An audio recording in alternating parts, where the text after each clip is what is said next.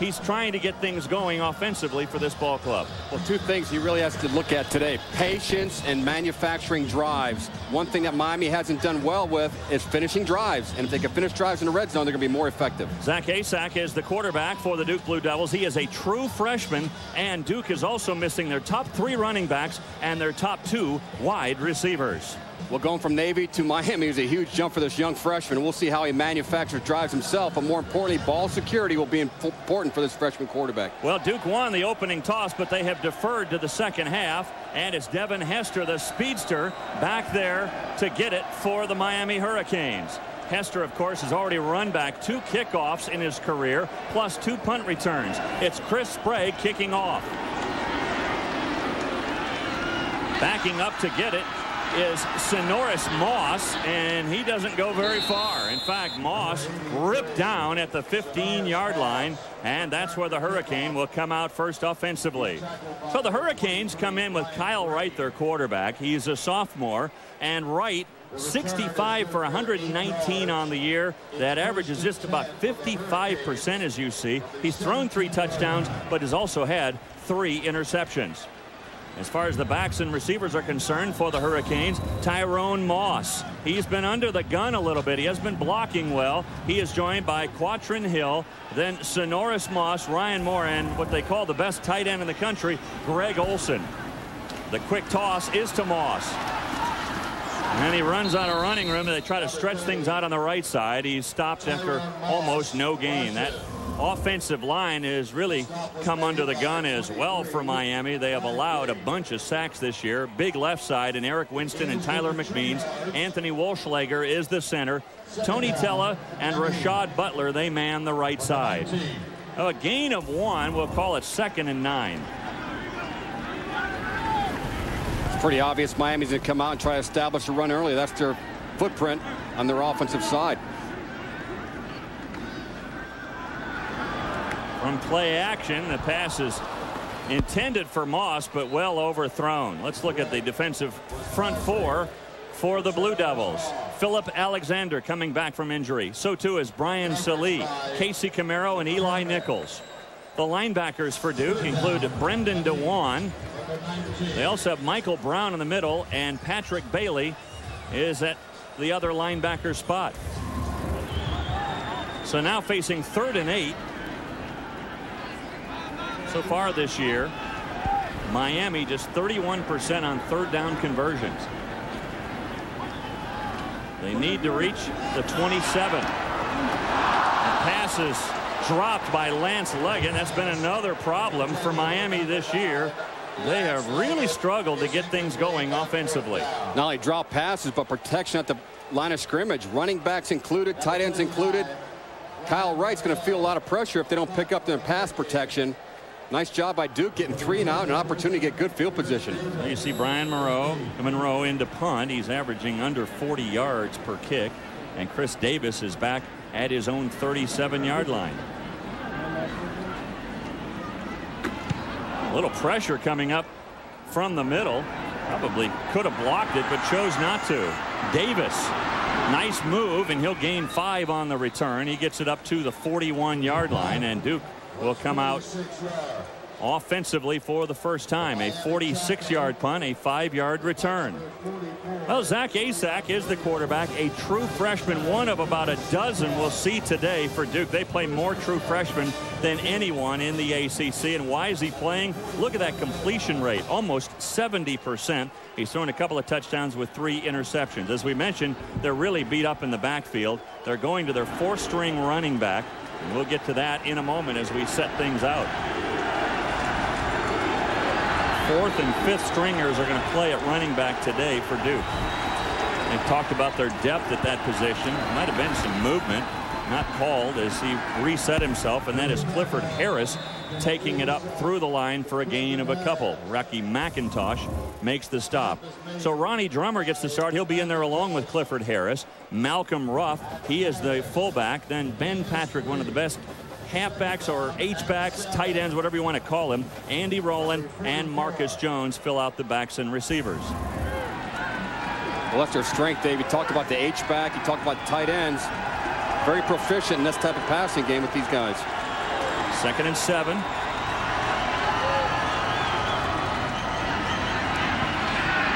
The pocket collapses, and that'll be a sack. Brian Pata comes in to get the sack, his first of the year. The offensive line that just allowed that sack. Lavdram Bada is the left tackle. Jim Moravchek, a strange number. We'll get more to that later on in the broadcast. Matt Rumsey, Tyler Krieg, and Demetrius Warwick round out that starting 5 offensively for Duke on their front line. Warwick, by the way, is a converted defensive tackle. Now 3rd and 7. 3rd and 8, excuse me. This is where Miami's really going to pin their ears back, aren't they? On a quarterback draw, won't be nearly enough for the first down. He gets past the line of scrimmage, but about 5 yards short of where they needed to go. He gets it up to the 46-yard line, where Orion Harris was able to make the stop. Well, both these teams, you know, we said at the open that Duke's a mysterious team offensively. They're trying to find their kind of makeup. Miami, on the other hand, has 2 problem areas they worked on for pass protection and pass receiving. We saw they really haven't done much better in that situation in the first drive. Hester, see if he can break one here today. He's back awaiting the punt of Chris Sprague. Hester standing at his own 10-yard line. Sprague gets off a good one, angling it for the corner. Hester did not call a fair catch, and he's tackled immediately at the 7-yard line. So both teams go 3 and out in their first possession from the Orange Bowl. A 35-yard punt there, basically no return for Hester. Scoreless from Miami. You're looking at the 5th-year head coach of the Miami Hurricanes. Here from Miami, Larry Coker, who just signed a new 5-year contract. He'll be around at least until 2009, and folks here in Miami like him to be around for a lot longer than that. He's done a great job so far. Ted Roof is the new coach at Duke, his 2nd full year. He took over on an interim basis a couple of years ago, and you see his overall record of 5-16. So let's see if the second go around here for Miami, they can do something offensively. Roof's Blue Devils held them to nothing on their first possession. They were 3 and out. And operating from their own 7-yard line. A little push by that offensive line to give Tyrone Moss some room. Casey Camaro finally makes the stop, but they push that line forward all the way up to the 15. Let's look at the secondary for the Blue Devils. And you go Deonto McCormick, Brian Green, Chris Davis, and John Talley. Talley, by the way, is one of the best in the history of the ACC. He has 3 interceptions this year and 11 for his career.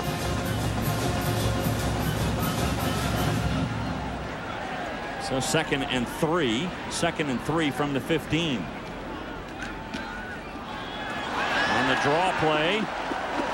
And they got the official. They got everybody involved in that takedown. But it's a first down as we send you for the first time today to Mike Gleason. Mike. All right, thanks a lot, Dave. They've got a tight one up in the big house. Garrett Rivas, who won that Michigan State game in overtime, just missed that field goal. They're tied at 20-20. How about the game in Evanston? Wisconsin Northwestern, Tyrell Sutton 4 touchdowns, and now Jonathan Orr has 4 touchdowns. 51-48. Northwestern in the 4th, Dave. Wow. Wow. What a great offensive game that is, and might it be Wisconsin's first loss. Going airmail for Moss, but overthrown by a good 10 yards, and good coverage as well by Talley. Well, I've seen that on film throughout the course of the week, studying Kyle Wright. They try to air it out, get the ball down the field, but they've had little success in big plays. I look at that as just a wasted down. Why not just come back with one of your lead plays and come back to that play earlier? But we did see Miami's 2 best running plays on 1st and 2nd down. That toss play, and that, the power O play, and then the lead draw play. Larry Coker was telling us yesterday, Mike, that, he said, well, give us the state of your team. And he goes, defensively, I'm fine. Offensively, I'm not happy at all. We're not even close to where we need to be. So we're getting closer, but boy, we're not where we should be. Nice catch. Good catch over the middle by Ryan Moore. That's his 11th reception of the year. And what's notable about that, Mike, is last year he was injured, played only 6 games, and caught only 9 passes. Yeah, as a true freshman, he's the leading receiver in the team. What's nice about this is Kyle Wright seeing the whole field. The middle of the field is vacated because they want man-to-man coverage on the defensive side of the ball. big plays will happen. You have to be patient with your reads. Go through your progression. And that second down throw they had, that bomb to Moss, shouldn't be part of their offense until they get into a nice rhythm. Moore, by the way, had 44 receptions as a freshman. So another first down. And on the reverse, here comes Moss. Little room to run, cuts it back inside, and all the way down to the Duke 40. That's a gain of 17. Chris Davis might have saved a touchdown. We talked about in the open, they do have a lot of weapons, not only in the perimeter, but tight end position. Here's one of them, Sonoris Moss. You know what he does. Anytime you got the last name Moss, you're going to be quick, elusive, straight up the field, and sometimes he's hard to find. Nice job in the play fake inside in the line of scrimmage, but Moss, he sometimes hides behind defenders and offensive linemen, and not one guy's going to bring him down because of his stature. And if you're wondering, is he related to Santana? You bet. That's his younger brother. They have another brother, Lloyd, who is playing at Florida International, and Lloyd's the biggest of the three. Lloyd's like 6'1". Bad snap, and now we got a flag. Luckily, that flag came into play, helped out Miami. Our referee today is Tom Zamorski. Before the snap, false start, 64 offense.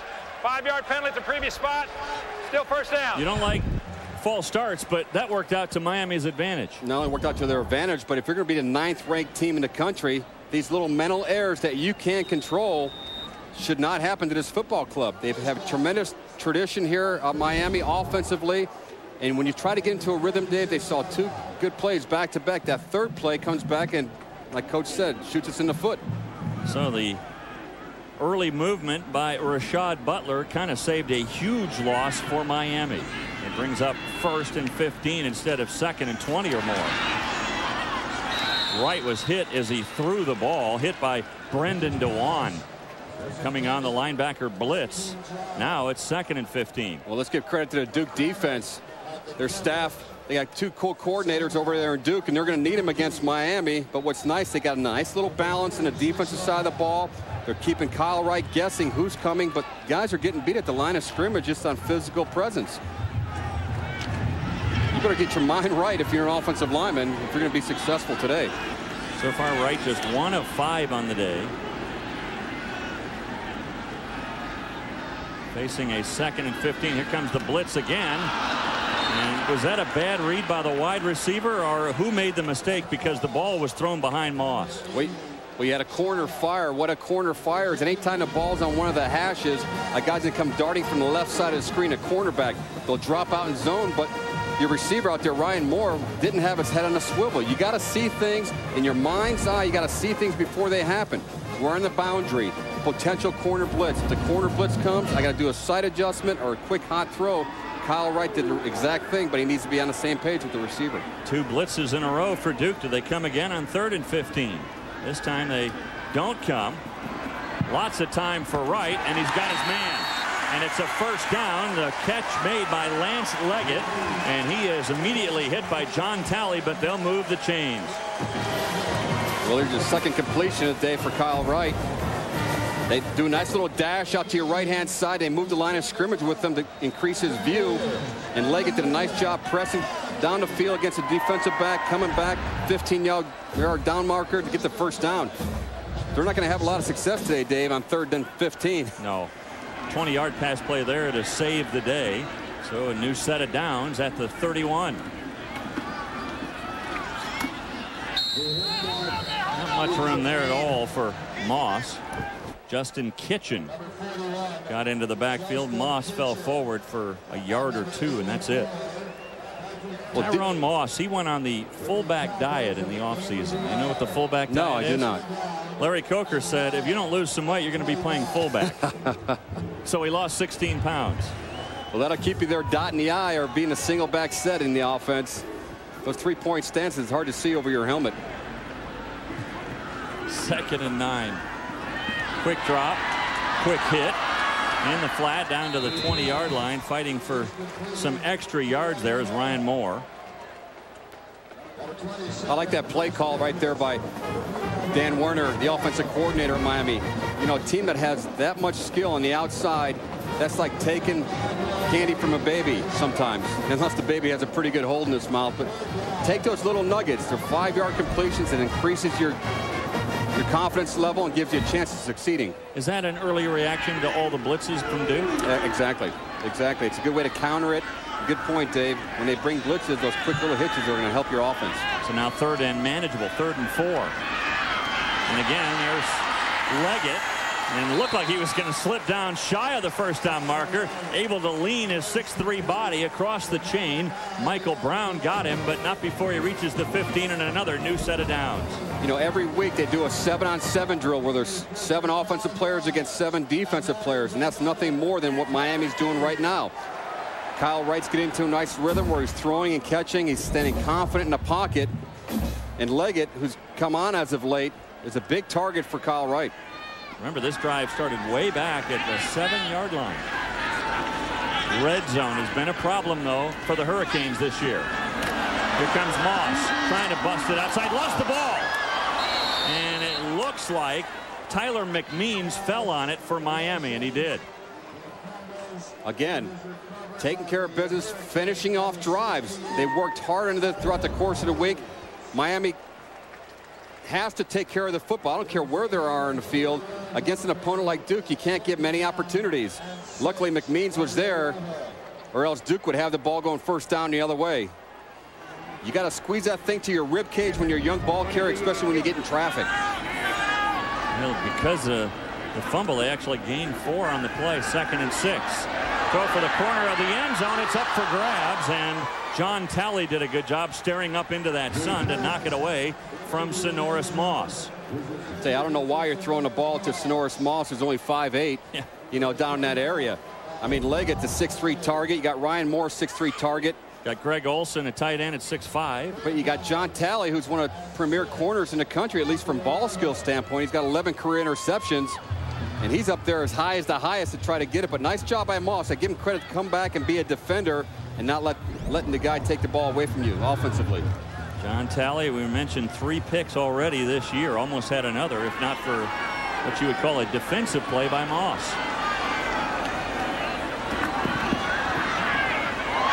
This one is picked off. A tipped ball, and Chris Davis is able to get it for Duke. And again, red zone woes for Miami. Boy, they rear their ugly head. A ball that should have been caught. It would have been shy of the first down, but Davis comes up with his first interception of the year. Give credit to Duke there. They did exactly what they were supposed to do. So Ted Roof has the ball going the other way after Miami drove almost the length of the field. We'll be back. Well, Chris Davis will take the interception, but really Miami has only themselves to blame. Not only themselves to blame, but Ryan Moore in particular, number 85, coming to the left-hand side of your screen. Just an uncover route. They went man-to-man coverage down there in the secondary. Catching a ball, you know, there's a fine line between a reception and non-reception. Right there, if your eyes stay right through the target, catch it first. He didn't run through the football there, and that's been their Achilles heel on offense. One guy here, one guy there, and collectively they're not looking good on offense. Wright's now been intercepted 4 times this year. 3 of those have been like that, where the receiver had it and off his hands for the interception. Ronnie Drummer runs it back through the middle to gain about 1 yard. And Miami defensively, let's take a look at the Hurricanes, and they are very strong up front, and they're very experienced. In fact, the most experienced defense they've ever had. Brian Pata, Baraka Atkins, Orion Harris, and Thomas Carroll are up front. We'll look at the linebackers in the secondary in a moment. No gain on that last run by Drummer. 2nd and 10. That's going nowhere fast. It looked like Asak was looking to the wing for his intended receiver, Patrick, but it was well overthrown. Here are the linebackers for Miami. Rocky McIntosh is getting the start. Romeo Davis in front of Leon Williams. We'll also see a lot of Williams today, and John Beeson. Their secondary includes Jennings, Brandon Merriweather, Killer B as they call him, Kenny Phillips, a true freshman, starting at the free safety, and Marcus Maxey, who gets the start at the right corner ahead of Devin Hester. 3rd and 10. And the give is to Drummer. Trying to get outside, and he lost the ball. Miami's got it.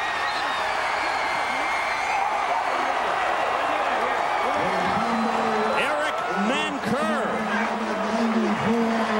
Boy, that ball just died right on the sideline. It looked, Mike, like it was going to go out of bounds, but it took a great bounce for the Hurricanes. We've seen this across the land throughout college football. Ball security, we can't harp enough about it, but it's up to the individual.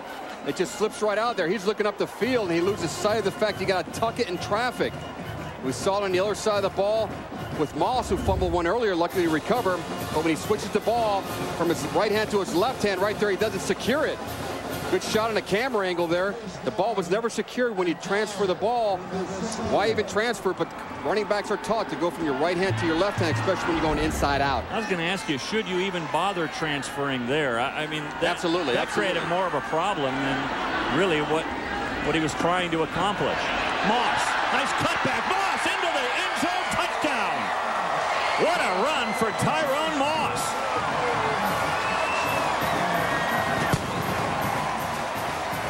Well, that was one of their staple runs, that power O play up along the left side. That's how teams beat teams early. They get turnovers, they capitalize on the next play. But that left side, Eric Winston and Tyler McMeans with Tella pulling around, takes Moss right into the end zone. John Petty for the point after. Petty has never missed a point after in his career. He is now 92 of 92, 10 of 10 this year. So Tyrone Moss with his 7th touchdown run of the year. That leads the ACC. 7 touchdown runs for Moss, and Miami is on the board.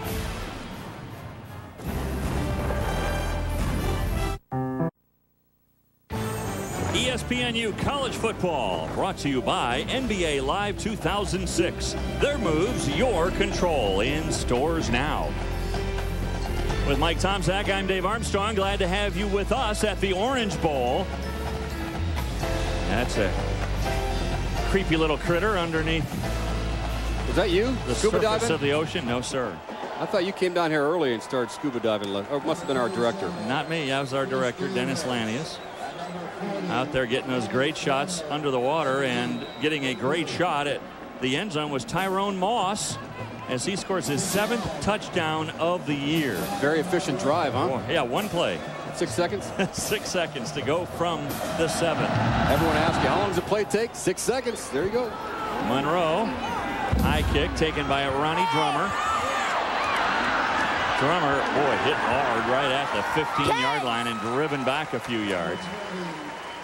And Duke is going to restart their offense right there. A return of only 8 yards. And that's one area, Dave, where you see maybe Miami a lot better than Duke in those special team areas. But I was impressed early with Duke, the way they punted the ball and kicked the ball off. But they have superior athletes on that Hurricane team, and kickoff guys get out there, and that's playing time for them. You bet it is. So Larry Coker, his offense did finally get one home. He was not happy about the turnover, but he's happy there that he's got a touchdown on the board. Now Marcus Jones, another true freshman, is back behind center. He is back at quarterback. We were told that this probably would happen on the 3rd series. So here is Jones, and he's stopped for a loss. Back to the 10 by Kenny Phillips, another freshman. So freshmen meet freshmen. You guys will be seeing each other for the next 4 years or so as we get you back to Mike Gleason. Mike. Well, Dave, after back-to-back road games, top-ranked USC back at home, and this time they take the early lead. Lendale White, this is the 29th straight game that either White or Reggie Bush has scored, and they grab the early 7-0 lead, and it's finally over. Northwestern over Wisconsin, 51-48. Badgers' first loss of the season, Dave. How about that? So the Badgers lose. That means tonight's winner between Ohio State and Penn State will be the only unbeaten team in the Big Ten Conference. And again, Jones goes nowhere. Romeo Davis wraps him up. Romeo, where art thou? Well, he is right in the lap of Marcus Jones. Well, they got speed on defense. They went to the quarterback, the freshman quarterback, Marcus Jones, but the defense is very alert. They know he can't throw the ball down the field, especially in this part of the field, so they're going to attack with their lateral team speed. So now 3rd and 15. Not exactly what Duke wanted to see. 3rd and 15. Basically right near your own end zone, back at the 11-yard line. They need to reach the 26.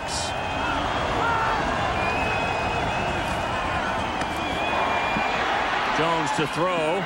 Boy, threw into coverage. Probably lucky to get away with that one. Merriweather had Dion Adams pretty well covered. Adams can't hang on, and it's another 3 and out for Duke. Well, that's what they look for defensively. Randy Shannon's defense. 3rd and 15. It plays into your hand. When it plays in your hand, you got to break on the ball and at least be there in coverage. The ball was thrown in a pretty good location, David, which I thought should have been caught. Miami has another opportunity to get off the field, and they did. Sprague to punt from his own end zone. Hester standing near midfield. Well, they were coming after him. The punter went down. There is no flag back there, and the ball goes out of bounds at the 48-yard line. Well, tonight ESPNU delivers more great college football action. At 6:45, the top 2 teams in the SWAC, they'll meet as Alabama State and Jackson State both try to remain unbeaten in conference play. And then at 10 Eastern, Fresno State, the Bulldogs, begin conference play. They take on the New Mexico State Aggies. College football primetime on ESPNU tonight at 6:45 and 10 Eastern. For more information, log on to ESPN.com. Only a 37-yard punt that time from Sprague. So Coker's offense goes back on the attack inside Duke territory at the 48. From the shotgun. Quick hitter out to Moss. And Sonoris Moss takes it down to the 40. We do have a man down in the backfield. It looks like someone from Duke is slow in getting up. It might be Brian Salee. It is. Sonoris Moss, by the way, no relation at all to Tyrone Moss. His brother Santana actually came to Miami on a track scholarship, and someone said to Larry Coker, hey, we got this kid running track that maybe you ought to take a look at. So that's how Santana joined the football team, and then he got his little brother Sonoris. Well, Larry Coker said he discovered a couple other high-quality players that turned out to be great players from Miami. Vilma, the fine linebacker, and Ed Reed weren't highly recruited in this Miami area, and Larry Coker got wind of that. And those guys are doing extremely well in the professional ranks right now. Absolutely. Brian Salee is the injured player for Duke, trying to get up now. Let's take a look at it and see if we can figure out what happened here in the backfield. Number 93. It gets cut right there at the line of scrimmage by Rashad Butler, 64, the right tackle. Of course, Salee missed a good portion of last year with an injury. He and Alexander both. And Ted Roof is thinking, oh, what else can go wrong? I mean, he's lost his top 3 running backs, his top 2 wide receivers.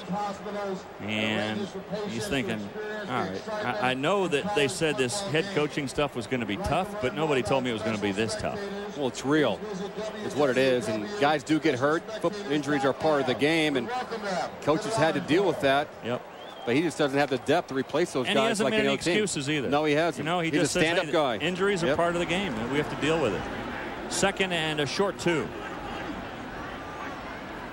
Again from the shotgun. Going deep. Moore was open, but overthrown again. Well, 2nd and 2 situation like that, you can't take an opportunity to throw the ball down the field, but Duke was well in coverage. They had 8 guys defending, only 3 rushing. It's one of those opportunities where Kyle Wright, if he doesn't have the vision or the look downfield he enjoys, go ahead and scramble in the pocket a little bit. You're only rushing 3 guys. That's another thing in your mind's eye. You got to see that as you break the huddle. How many guys are down or how many guys are going to rush me?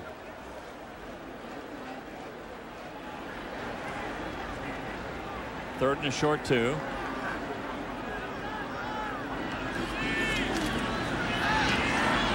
Going to go deep again.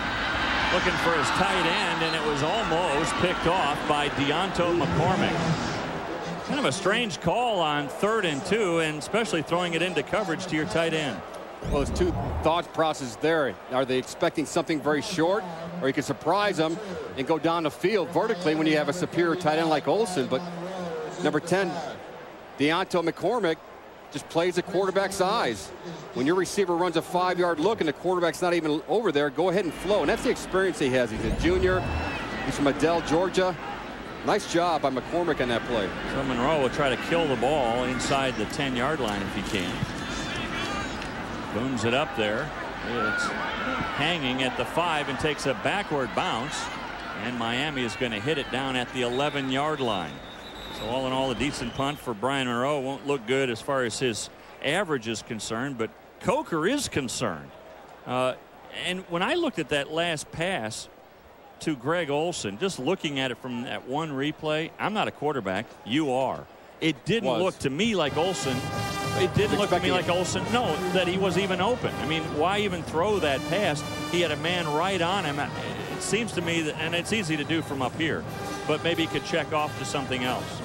Well, throw down a field like that, as long as nobody's going to be around the football to intercept it. I don't disagree with the call, but it's the execution. Yeah. You did have coverage underneath, but over the top. That's why the ball, its trajectory point went up so high and allowed the corner to come over and make a play on it. Zach Asak is back in behind center now for Duke. Quick experiment of Marcus Jones is over after one series. Asak scrambling, and he gets it back past the line of scrimmage up to the 13-yard line where Kareem Brown wraps him up. Brown had himself a week last week, didn't he, against South Florida with a couple of sacks and 6 tackles. They say Brown is rounding back into form. He's on the rise. You know, they're so competitive in practice, but they really pay dividends when you get here in game-like conditions and you can still make plays. 2nd and 6.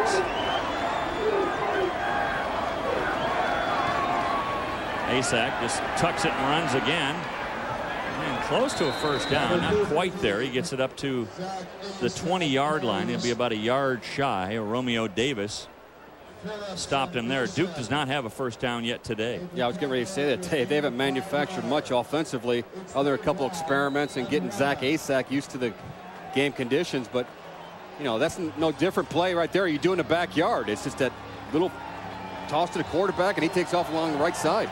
Well, you look at their offense, and it's well over into the hundreds again. And one of the reasons they're on their 3rd offensive coordinator in as many years, trying to improve in that department.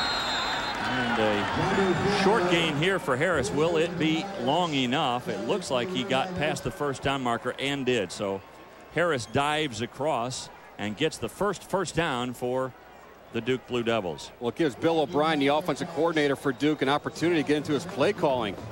You know, when you script plays throughout the course of the week, you go with your dozen plays that you can manufacture some results on.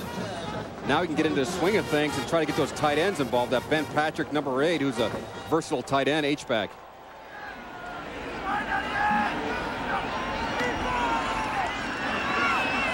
Asak throws it too short for Drummer.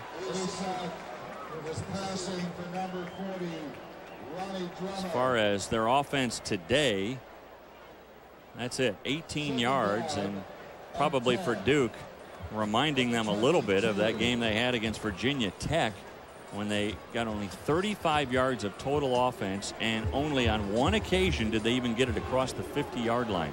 The 48 was as close as they got to the end zone. Well, I know we had Virginia Tech after that game, and they told us 35 yards of total offense, and I said, oh my gosh, yeah. I got to watch this tape. They absolutely shut them down. And the quick give to Drummer again. He's able to get it up to the 23-yard line, where it'll bring up 3rd and 7 or 8. Campbell was there defensively for Miami. Well, we know that their offense doesn't do that well national ranking wise. They're well into the hundreds and plus. But what you need to do when you're a Duke offense, a young offense at the quarterback and running back position, just do the fundamental things. I think the coaches gave each of these assignment groups 2 or 3 goals this week, and the barometer is going to be tested today against Miami to see how well they do. Well, timeout is called here to talk things over on 3rd and 8.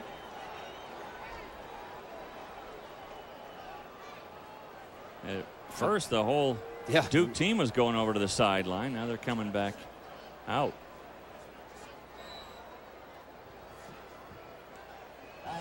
Roof was saying we didn't call a timeout. No, they're waiting for the quarter to run out, and they kind of got confused because the official blew the whistle. Yeah. So the official stopped it and then said, no, we didn't call a timeout. We're just looking at the clock going, we're waiting for the quarter to end, and it has. So the first quarter is in the books. Ted Roof has seen his team go nowhere fast. They are creating some problems for Miami, though, offensively.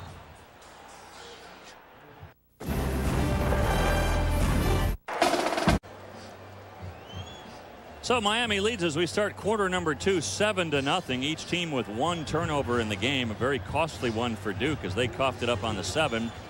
And Miami was able to take it in on the next play. Tyrone Moss taking it in from the 7 on a touchdown run. So now 3rd and 8 here for Duke. They've had only 1 first down today, as you see.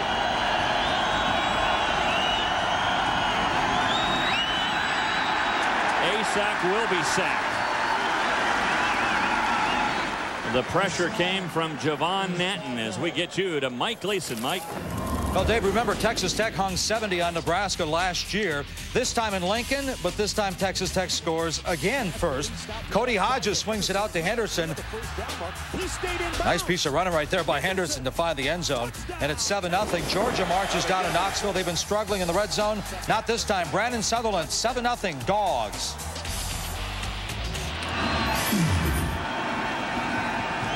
All right, thanks a lot, Mike. Great game there from the SEC and one from the Big 12 as well. Chris Sprague, again, almost had it blocked. Hester catches it on the run, breaks a tackle. Here he comes! Hester to the 45-yard line. Boy, he is magical. When he makes a move or two, you can almost sense, Mike, the entire crowd like, wow, and they catch their breath. When you look at Devin Hester, I mean, this guy can be instant offense. He grew up a big Deion Sanders fan.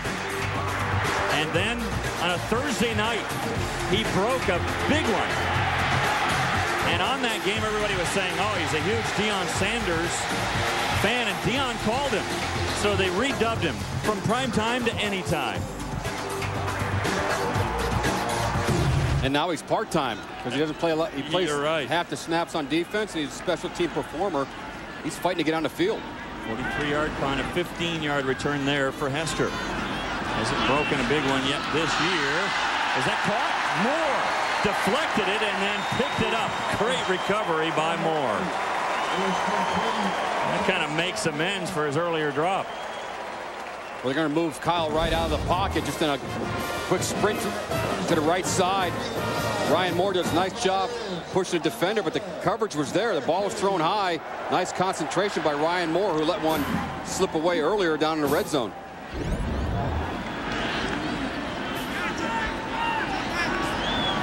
Charlie Jones now in there dotting the I for Miami. And that's Jones with the ball. Little cut back at the line. Stays on his feet.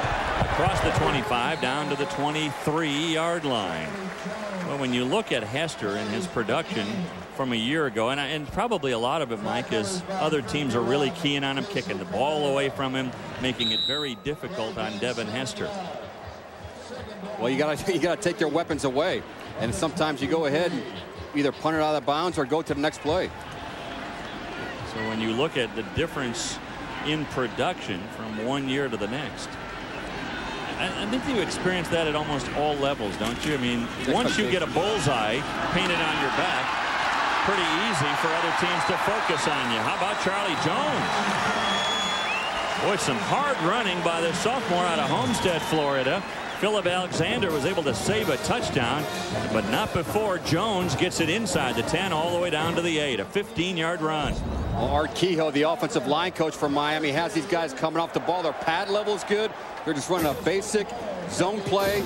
Guys are coming off and their individual defenders fitting in nicely and staying with the blocks. And I like the receivers blocking down the field as well. First and goal from the 8. Jones again. Little stutter step at the line. And he's able to force his way down to the 6. Chris Davis came up from his safety position to make the stop. You know, one guy I want to point out, number 78, Anthony Walschlager. He's an overachiever, very fine academic student, but the center position, he plays all the way to the whistle. Look in the center of your screen. He keeps on pushing, pushing, pushing. Still goes. The whistle's blown. One extra push. That's the mindset everyone in that offensive line should have right now, and he's the pioneer behind all that. Certainly is. His dad, Jim, said he told the Miami coaches that kid will be no trouble at all. James Bryant, the fullback, had it in his mitts but couldn't hang on. You know, Dave, they string 2 or 3 good plays together. Then you have a little lull like that. Yep. James Bryant, you know, the quarterback in his mind, he's going to put that away and say, you know, I threw one to you earlier. Maybe I could have helped you out, but he's going to look elsewhere. After a while, quarterbacks kind of get away from guys that aren't being productive for him. Get a little nervous throwing to a guy that drops it a few times. Well, fullbacks notoriously have always had problems with their hands, which way to position them, because they're not used to catching the ball. And if that's one of your inefficiencies, let's work at it. Look at the difference in total yards in this game, but still only a 7-0 contest. On the screen, and it's going to be held shy of the goal line. Quatrin Hill, the other fullback, makes the catch. But now it's 4th and goal from the 4, and the crowd wants him to go for it. Well job scouting this out by Duke defense. You know, when Kyle Wright just goes that little roll, you know he's going to come back because there's no receivers on the right-hand side of the field. John Petty is going to try the field goal here, Mike, from the 12-yard line. It's a 21-yard field goal attempt officially. And it is up, and it is good. Petty has struggled this year. He has missed 4, including a couple of big misses against Florida State. But that one is true, and Miami adds 3 more. It's 10-0 at the 11:25 mark of the second quarter. Kyle Wright getting a little frustrated. Some drop passes. Nothing like he was on September 5th, 2005. Tallahassee, Miami, and Florida State beginning the year against one another. In his first start, the helm of the Hurricanes offense, Wright, under heavy pressure. He got sacked 9 times and wound up throwing 2 interceptions. Miami hung tough in this game, and boy, late, a botched snap and hold on a field goal attempt that would have tied the game. Florida State hangs on to win 10-7. The first Florida State victory over Miami since '99.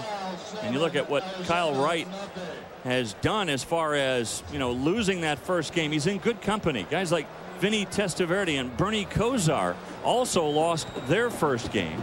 And remember, Kosar lost that first game in '83, and they went on to win the national championship that year. And Vinny Testaverde, Heisman Trophy winner. So a lot to be said for Kyle Wright. He's in good company with those guys if he goes on to have the same success. And they're in the Ring of Honor here at the Orange Bowl, both Testaverde and Kosar. Here comes Ronnie Drummer, drilled as he goes across the 20 up to the 24-yard line as we get you back to Mike. Mike, what do you have for us? Well, Dave, we showed you the Trojans scoring first against the Wildcats of Arizona, but the Cats from Tucson have come back now. Over the middle, Brad Wood. Touchdown, Cats. It's now 7-7. And Texas getting that huge albatross off of their neck. It's not over yet, but they're up 38-12 on the Sooners of Oklahoma, Dave. It's all but over there in that Red River rivalry. Have you ever been there in person? I've actually called a game there. Have you really? At the Cotton Bowl between those two. I bet it's an exciting environment right there. Yeah, oh, it's unbelievable because literally they divide the stadium in half. You've got orange on one half and then Sooner Crimson on the other. It's just an amazing sight to behold. Clifford Harris goes nowhere fast. Might have lost a yard. And yards are coming tough for Duke here today. They're under 20 yards of total offense on the day. Well, I might start thinking about getting Zach Asak out on the perimeter with some play action fakes or some bootlegs. You know, they need to generate some type of offense because Miami's getting tremendous field position throughout the whole first quarter and 5 minutes into the second quarter. And they haven't even attempted it. I don't think he has a completion yet today. So anything to get him out in the perimeter away from all that turmoil inside. No gain on the play. They're going to call it 2nd and 10.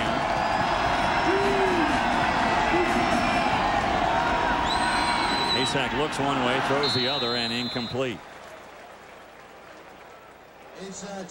Eron Riley was the intended receiver.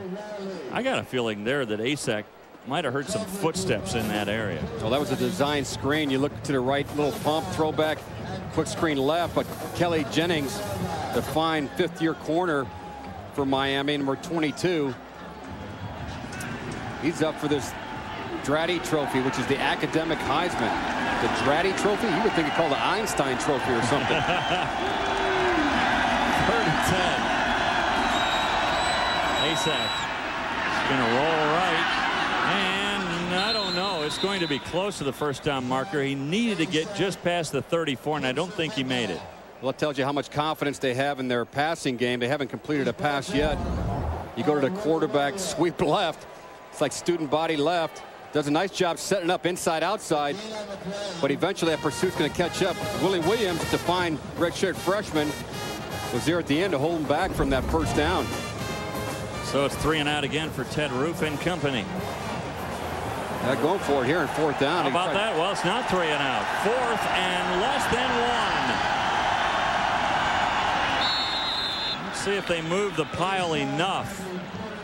Depends on whether they've got it marked up to the 35. That's good enough for the first down. I like that. Yeah, why not? Calls by Ted Roof. I mean, where are you going to go? Right now your team's 1-4. You're battling one of the top 10 teams in the country. It's your second first down of the game.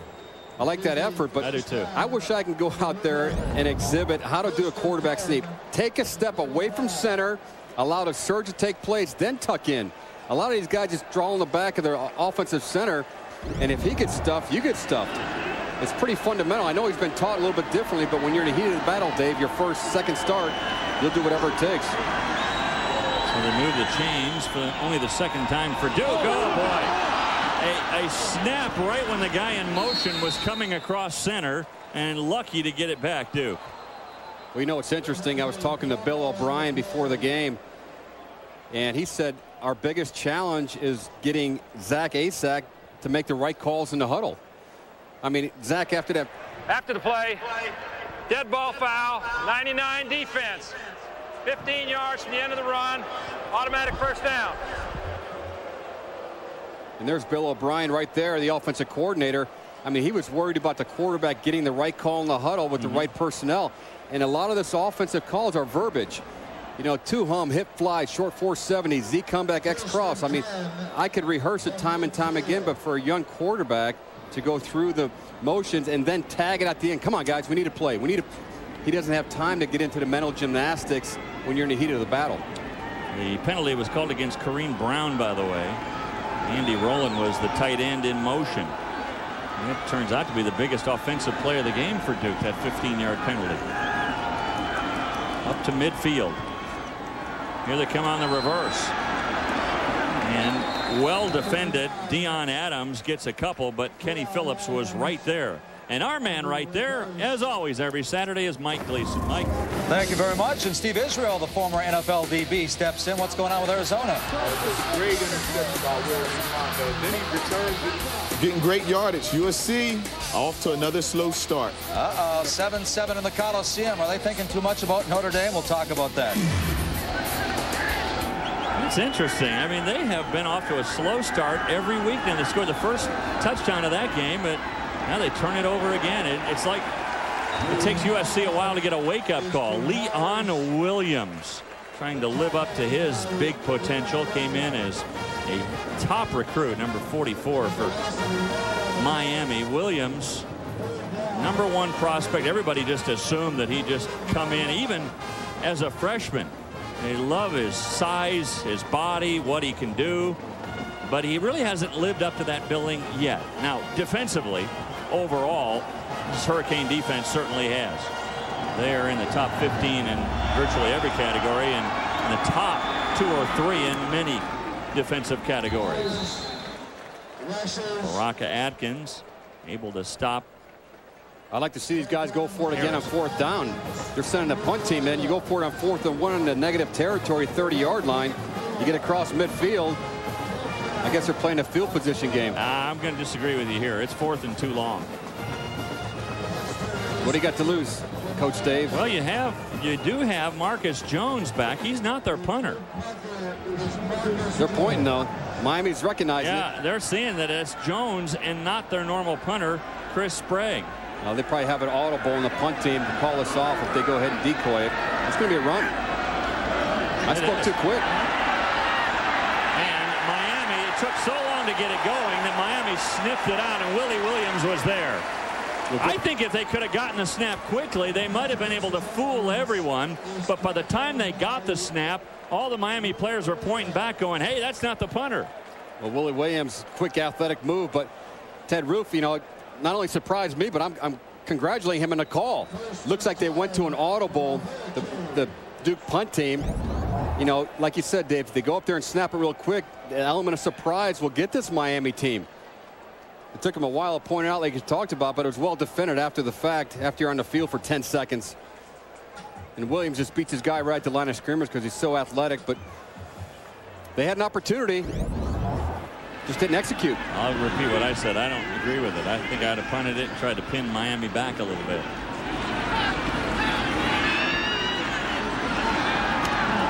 A perfect pass. I mean, a perfect pass to Moss. That was well defended by Talley. I don't know how he could have been any more in the hip pocket of Sonoris Moss than that. And Kyle Wright, that's the most he could put on the ball. Look at his body position. Sometimes he doesn't get enough zip on the ball, and the ball starts to fade at the end because he's getting lengthy with his front foot on his stride. He's stepping out away from his body instead of towards the target. But nice throw and catch by Moss. Great coverage by Talley. You can't defend that any better. So you think he's overstriding a little bit? I do, and that just decreases your strength anytime you try to get any velocity on the ball. Moss is going to go in motion, and they give it to him. He just absolutely beat Talley to the corner and is able to get good yardage on first down as he takes it inside the 30 down to the 29. Well, Talley's a 4.4 40 guy, and Sonoris Moss is a 4.25 guy, and there's a big difference between 1.5 seconds, and he showed it right there with that quick little burst. Let's see if Miami can put something together. They got 2 consecutive good plays. Usually a third play is the one that really comes back to haunt them and put them in negative position. Well, 2nd and 3 here. The whole playbook is available to you on 2nd and 3.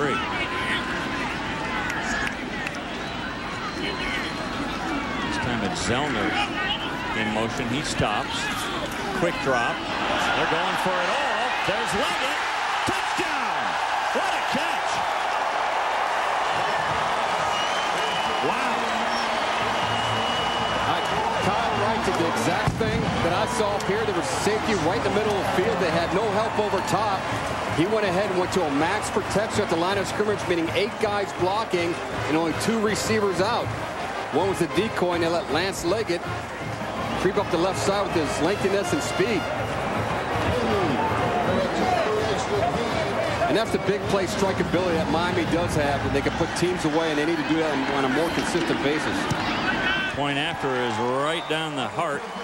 John Petty adds another point, and it's 17-0 Miami. Didn't take him long after the fake punt went awry for Duke. Kyle Wright finds Lance Leggett in the corner of the end zone, and Miami has stretched the lead to 17.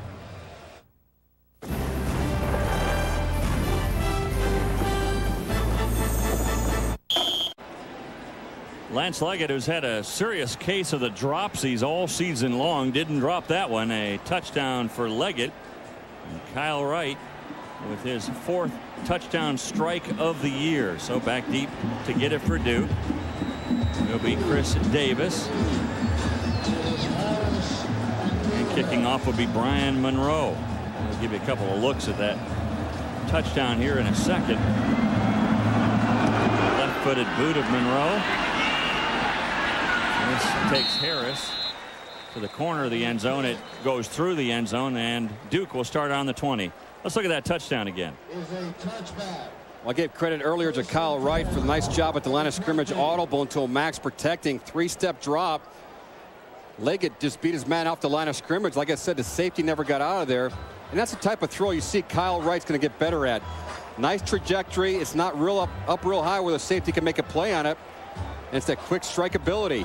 It's all part of the next step for this whole offensive unit to finally find their stride and become more efficient.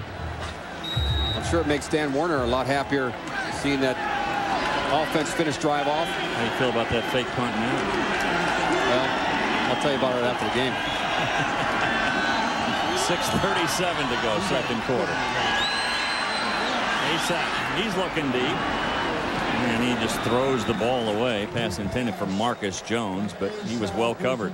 Well, sometimes people ask, why do you throw the ball out of bounds when you got an opportunity? And that's the difference between a Duke athlete and a Miami athlete. When you have the ball in your Miami and offense, if they're covered, you go ahead and throw it up because you think you have the athletes that are going to make those plays. But nice job recognizing he had nobody open. Live for another down, as they talk about in the meeting rooms. Asak making his second straight start. They love his leadership qualities. They love his confidence. A true freshman out of Westwood, Massachusetts. And the give is to Harris, and he goes nowhere. Just stopped right at the 20-yard line by that defensive front four of Miami. You look at Asak. I mean, here he is making his second start. He started last week against Navy. The last time a true freshman started for Duke was Steve Sladen back in 1984. He started against Army. So you had a freshman starting against Army in '84, a freshman starting against Navy just last week. I'm projecting out in the year 2026, a freshman will start for Duke against Air Force. We better schedule him right now because Air Force is a pretty good football team. 3rd and 9. Asak rolling, and he's hit as he delivers the ball, and it goes incomplete. The pass was intended for Ryan Wood, and the big hit came from Leon Williams. Well, Leon Williams got his mojo, no doubt about that. He's got his motor running. What happens, this play takes a long time to develop down the field, and Leon Williams' closing speed kind of negates Zach Asak from getting his body into it and throwing a more efficient football. But you give Miami a 17-point lead. I don't think there's too many teams in the country with this defense that are going to go ahead and try to climb back in this game. And that's exactly the blueprint that Larry Coker wants to see from his team. He'd love to tack on some more points with 5:42 remaining until halftime. Good punt. Hester drifting back to his own 32. He spins away from a Duke defender, spins away from another, and look at him go. Looking for blocking. Tries to run by the punter, Sprague, and cannot. Pushed out of bounds. Anytime you punt to me, I'm going to the house. A scintillating punt return by Devin Hester. Wow. I'd like to put a 37-cent stamp on that and send that home to his mom. That was sweet. A 42-yard punt return. You talk about special team areas where you can gain an advantage, and Miami surely has the people, but individual talent goes a long way. Most guys would have been down. The coaches would have been yelling at him saying, just go straight ahead. Well, he's going to give him some time to get straight ahead. And once he gets going north and south, extremely dangerous. If he could have caught a block there on the punter, he was gone. But he still gives him great field position all the way down to the 25-yard line. Another quick drop. And Moore's got it at the 20. And he'll gain a couple of more after the catch. Down to the 17, 18-yard line is where they'll mark it. How about Devin Hester coming alive today? And so is this offense, since they had those early struggles. And now when you look at his updated numbers, getting a little bit better as far as his punt return average is concerned. Looks like Miami's going through this hurry up. They're starting to find their rhythm, Dave, and you're starting to see Kyle Wright grow up here. What a catch by Olsen. A one-handed grab, and Olsen into the house. Wow!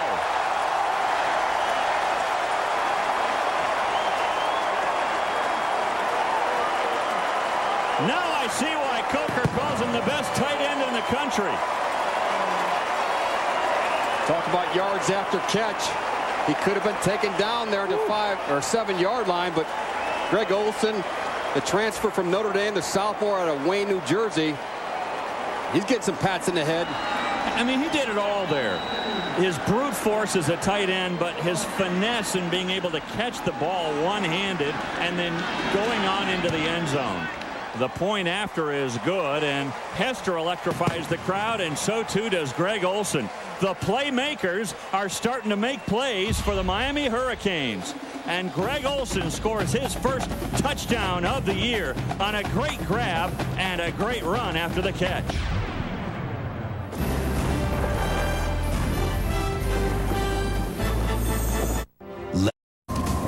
Mike Gleason back at the U. Big news out of the big house. 1 second to go. Jason Giannini, Minnesota. Field goal. Bang, gets it. Minnesota's Glenn Mason beats Michigan for the first time. First time since 1986. The Gophers have the little brown jug. Amazing stuff, Mike. I mean, you wonder which Michigan team is going to turn up. I mean, they lose earlier this year, and then they beat Michigan State, and then Minnesota, they get clobbered last week by Penn State, and they come back and win at the big house today. Amazing stuff. Well, you got to play consistent football in any conference. I don't care if it's SEC, ACC, Big East, Big Ten, Pac-12, Pac-10, Big 12, whatever. You got to play for 60 minutes and then some, and if it goes into overtime. This one's going to go into the end zone again, and a touchback. Let's take another couple of looks at this great catch by Olsen. Well, Davey pointed out Greg Olsen did it all. Not only the one-handed grab, he's got good eyesight. Maybe some receivers should talk to him, but the elusiveness, the power. Talk about the hip strength. You know, how you run through tackles. One guy's not going to bring you down. Here's the hip strength, leg strength. Keep driving. He's only going to get better as years come down the line, but this University of Miami team has always had a productive tight end over the last 6, 7, 8 years. It was amazing. I mean, it never even touched his left hand. He just grabbed it with his right hand, just tucked it in, and then just started running. He's unbelievable. He's a player. Well, I guess so. First pass completion today for Duke, and they get it to Ronnie Drummer for a short gain. Bruce Johnson, a true freshman, comes up to hit him. Well, you look at where these two teams have started their days, and one team has been living in a good neighborhood, Miami, starting at their own 49 on average, and Duke, they've been backed up to their own 20 almost every time. That tells the whole story of this game. When you get the ball on the other side of the 50-yard line, when you're Miami, percentages show that you're going to score a lot of points. And they have. Starting to rack them up now. Their offense is really clicking. It sputtered a little bit in that first quarter. Their defense has been clicking all day, and Drummer is beat like a drum right at the 20.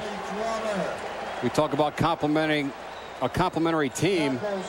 That's what Miami's become in the last 12 minutes. First quarter, they're kind of a little lull. They had a couple turnovers. Took them a while to get punched in the mouth, and now they're responding. Big players are starting to make big plays. And you look at Randy Shannon, their defensive coordinator, the fellow to the left, to our left. And Randy's got to love what he has seen from his defense, pitching the shutout here in the first half and not even allowing Duke to get into Miami territory. They got to the 50 once, and that was it. Here comes the pressure. Asak going to try to run for it, and he'll be 5 yards shy of the first down marker. Hit out of bounds there by Marcus Maxey. Well, we talked about it earlier, Dave, that Zach Asak is a tall target. 6'4", 190 pounds, and he just barely out of high school 6 months ago. But here it's coming right at you. Football is not only a contact sport, but it's a collision sport. When you go helmet to helmet, something's got to ring in your ear. Ooh. Not only a telephone, but those Tweety birds come back and say, wow, I better get down. Anytime, he's ready at the 35. Backs up to his own 30. Waits for a block. Here he comes again. This time he danced back into trouble and back out again. Wow. Still on his feet. Are you kidding me? Top 10 ESPN, top 10. That's one of them. Wow.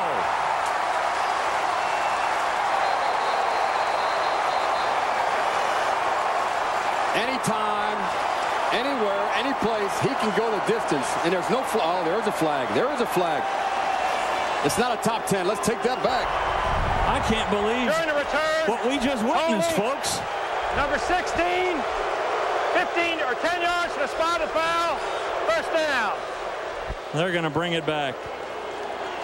We'll look at it anyway because it's worth another look, even though it won't count. I'm not going to say anything. I'm just going to enjoy it here just like the fans would at home. You don't teach this. How many tackles did he break? How many ankles did he break? And the endurance that it takes to do all that. You have 12 pounds worth of pads. on you. You're still elusive. The block in the back came late in the return. I mean, late in the return. They're going to mark it at the 38-yard line. That means the block in the back, it came inside the 30, inside the 25, actually. So it negates a 73-yard return and makes it a 43-yard return officially. So it cheats him out of a touchdown and 30 yards on the return, but it's a play, Mike, you and I will never forget. Absolutely. There's our man Moore again. I mean, Olsen, excuse me, and Olsen, he takes it down to the 26. So let's get you back to the U and Mike Gleason. Mike? Dave, coming up on the U, presented by Allstate. USC back home, another slow start for the Trojans. Texas breathing a little bit easier after today's Red River rivalry. And we'll check those 2 top 5 teams in the ACC. Both Michigan and Wisconsin lose in the Big Ten.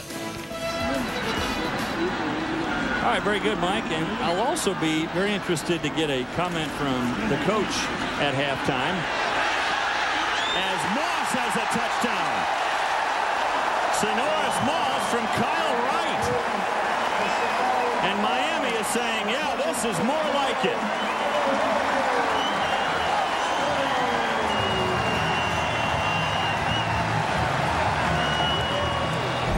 Not only more like it, but this ball's thrown well in advance of the cut down the field. We'll see that from a high angle.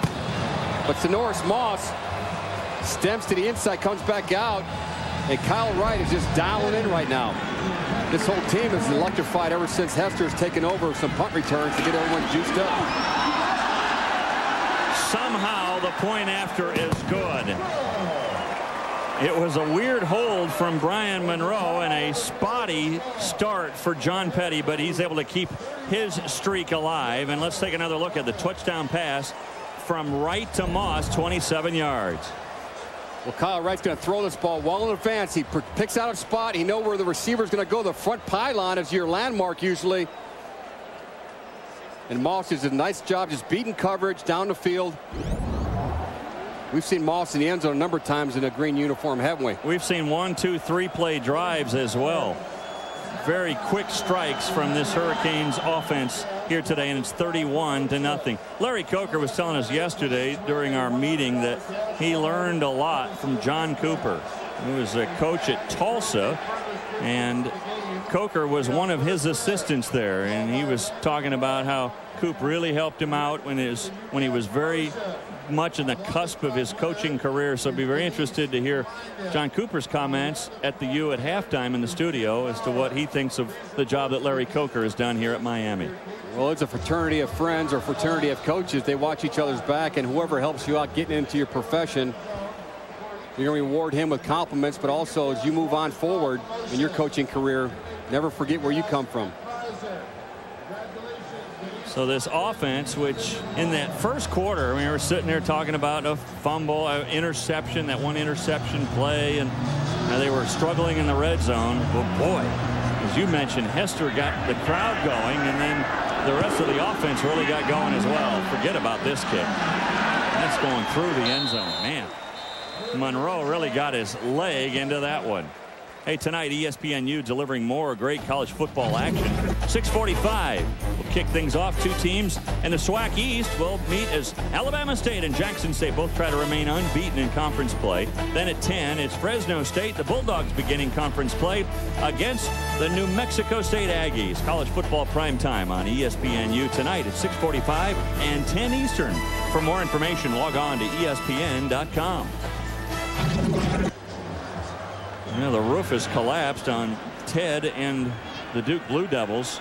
Is all of a sudden 31-0. It was 10-0 when they tried that fake punt. Keep bringing that up there. I know, but if they would have did it a lot sooner, it would have worked. I guarantee it.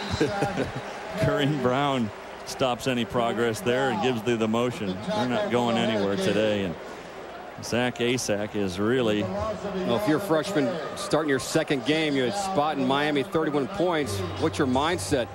Well, you run the offense. You run the offense. You're trying to progress each play, each series, and he's got a lot of snaps left in him, not only today, but for the future. Take a deep breath, take it all in. It's the experiences that matter that are going to make you a better quarterback, and he's going to learn a lot out of this game today. Duke can't wait to get to halftime. Oh, man, Asak is stood up by Romeo Davis right at the line of scrimmage. Oh, man, that was a hit. Well, that was a lightning hit.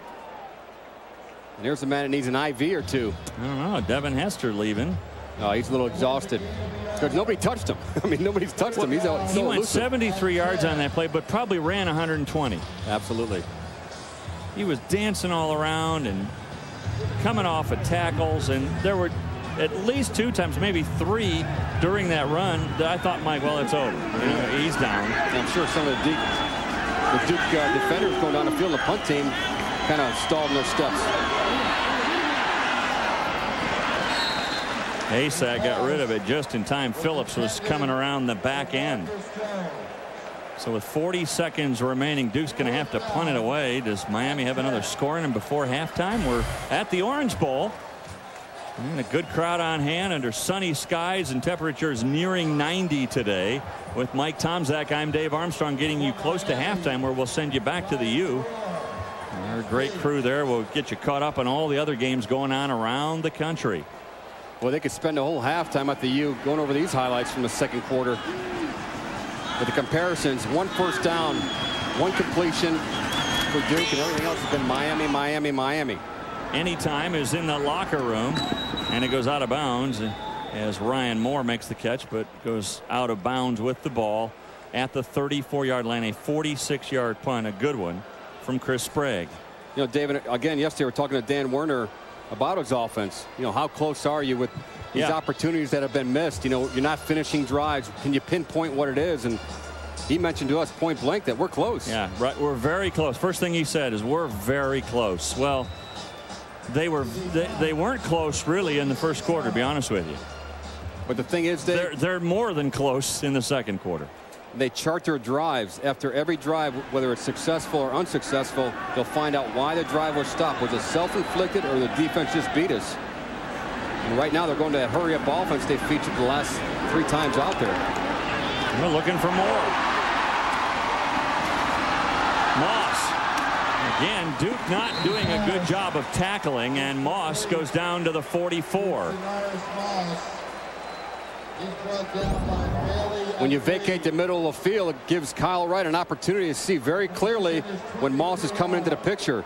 Against Clemson, against Florida State, these throws weren't completed because Wright didn't have that clear vision.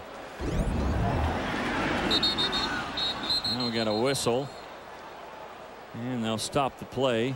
Yeah, Greg Olson, he saw the middle of the field vacated. There were no safeties. For the snap, false start, 82 offense, 5-yard penalty. Still first down. Olson couldn't wait to get down there, huh? Absolutely. I mean, they're not even hitting a tight end.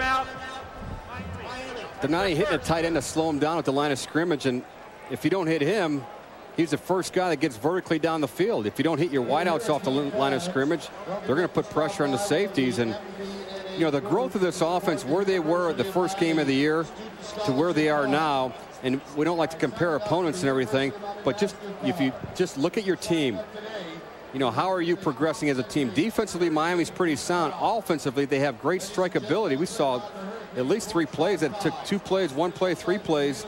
The strikeability's there, but able to sustain drives is what it's all about in college football. Keeping your defense off the field, and there it is right there, the summary: 7 plays, 3 plays, 2 plays, 2 plays.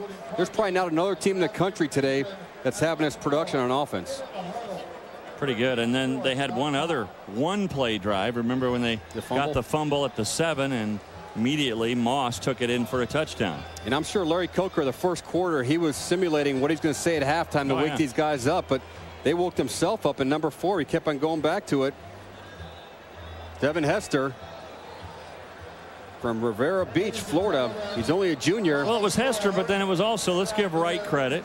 Oh, let's absolutely. give the credit to the receivers. I mean, you had the great catch by Olson. He takes it in. They had a good catch by Leggett. Wright was finding his targets, and the guys were hanging on to it. Early, they were 3 and out on their first possession. Next possession, they marched it all the way down the field. Then a tipped ball and an interception. So that drive stalled quickly. Well, boy, since this second quarter came around, they have fired on every cylinder. And now Wright will get out of bounds to stop the clock with 9 seconds remaining. The ball down at the 43-yard line. It seems like right now Kyle Wright and the whole offense is in attack mode, and that's what their offensive staff wants to see him going through. You see his numbers right there. The 10 incompletions. There were 2 or 3 drops or a tip ball, but he's having a very efficient. That one interception was a tip pass. That goes in the quarterback stats. But Wright's having a nice efficient day as he started getting to a nice rhythm. But the attack mode on offense with this speed puts the defense on their heels.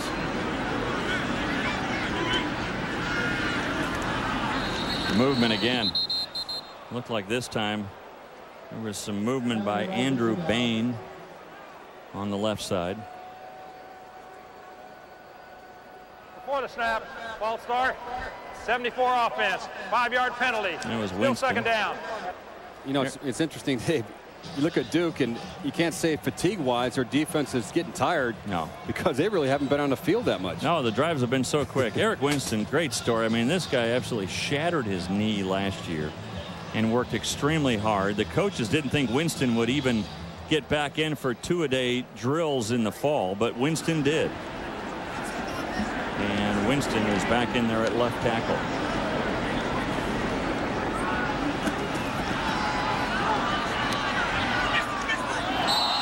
Moss makes the catch, but he was out of bounds when he did catch it. That was a fancy catch. Yeah, it was.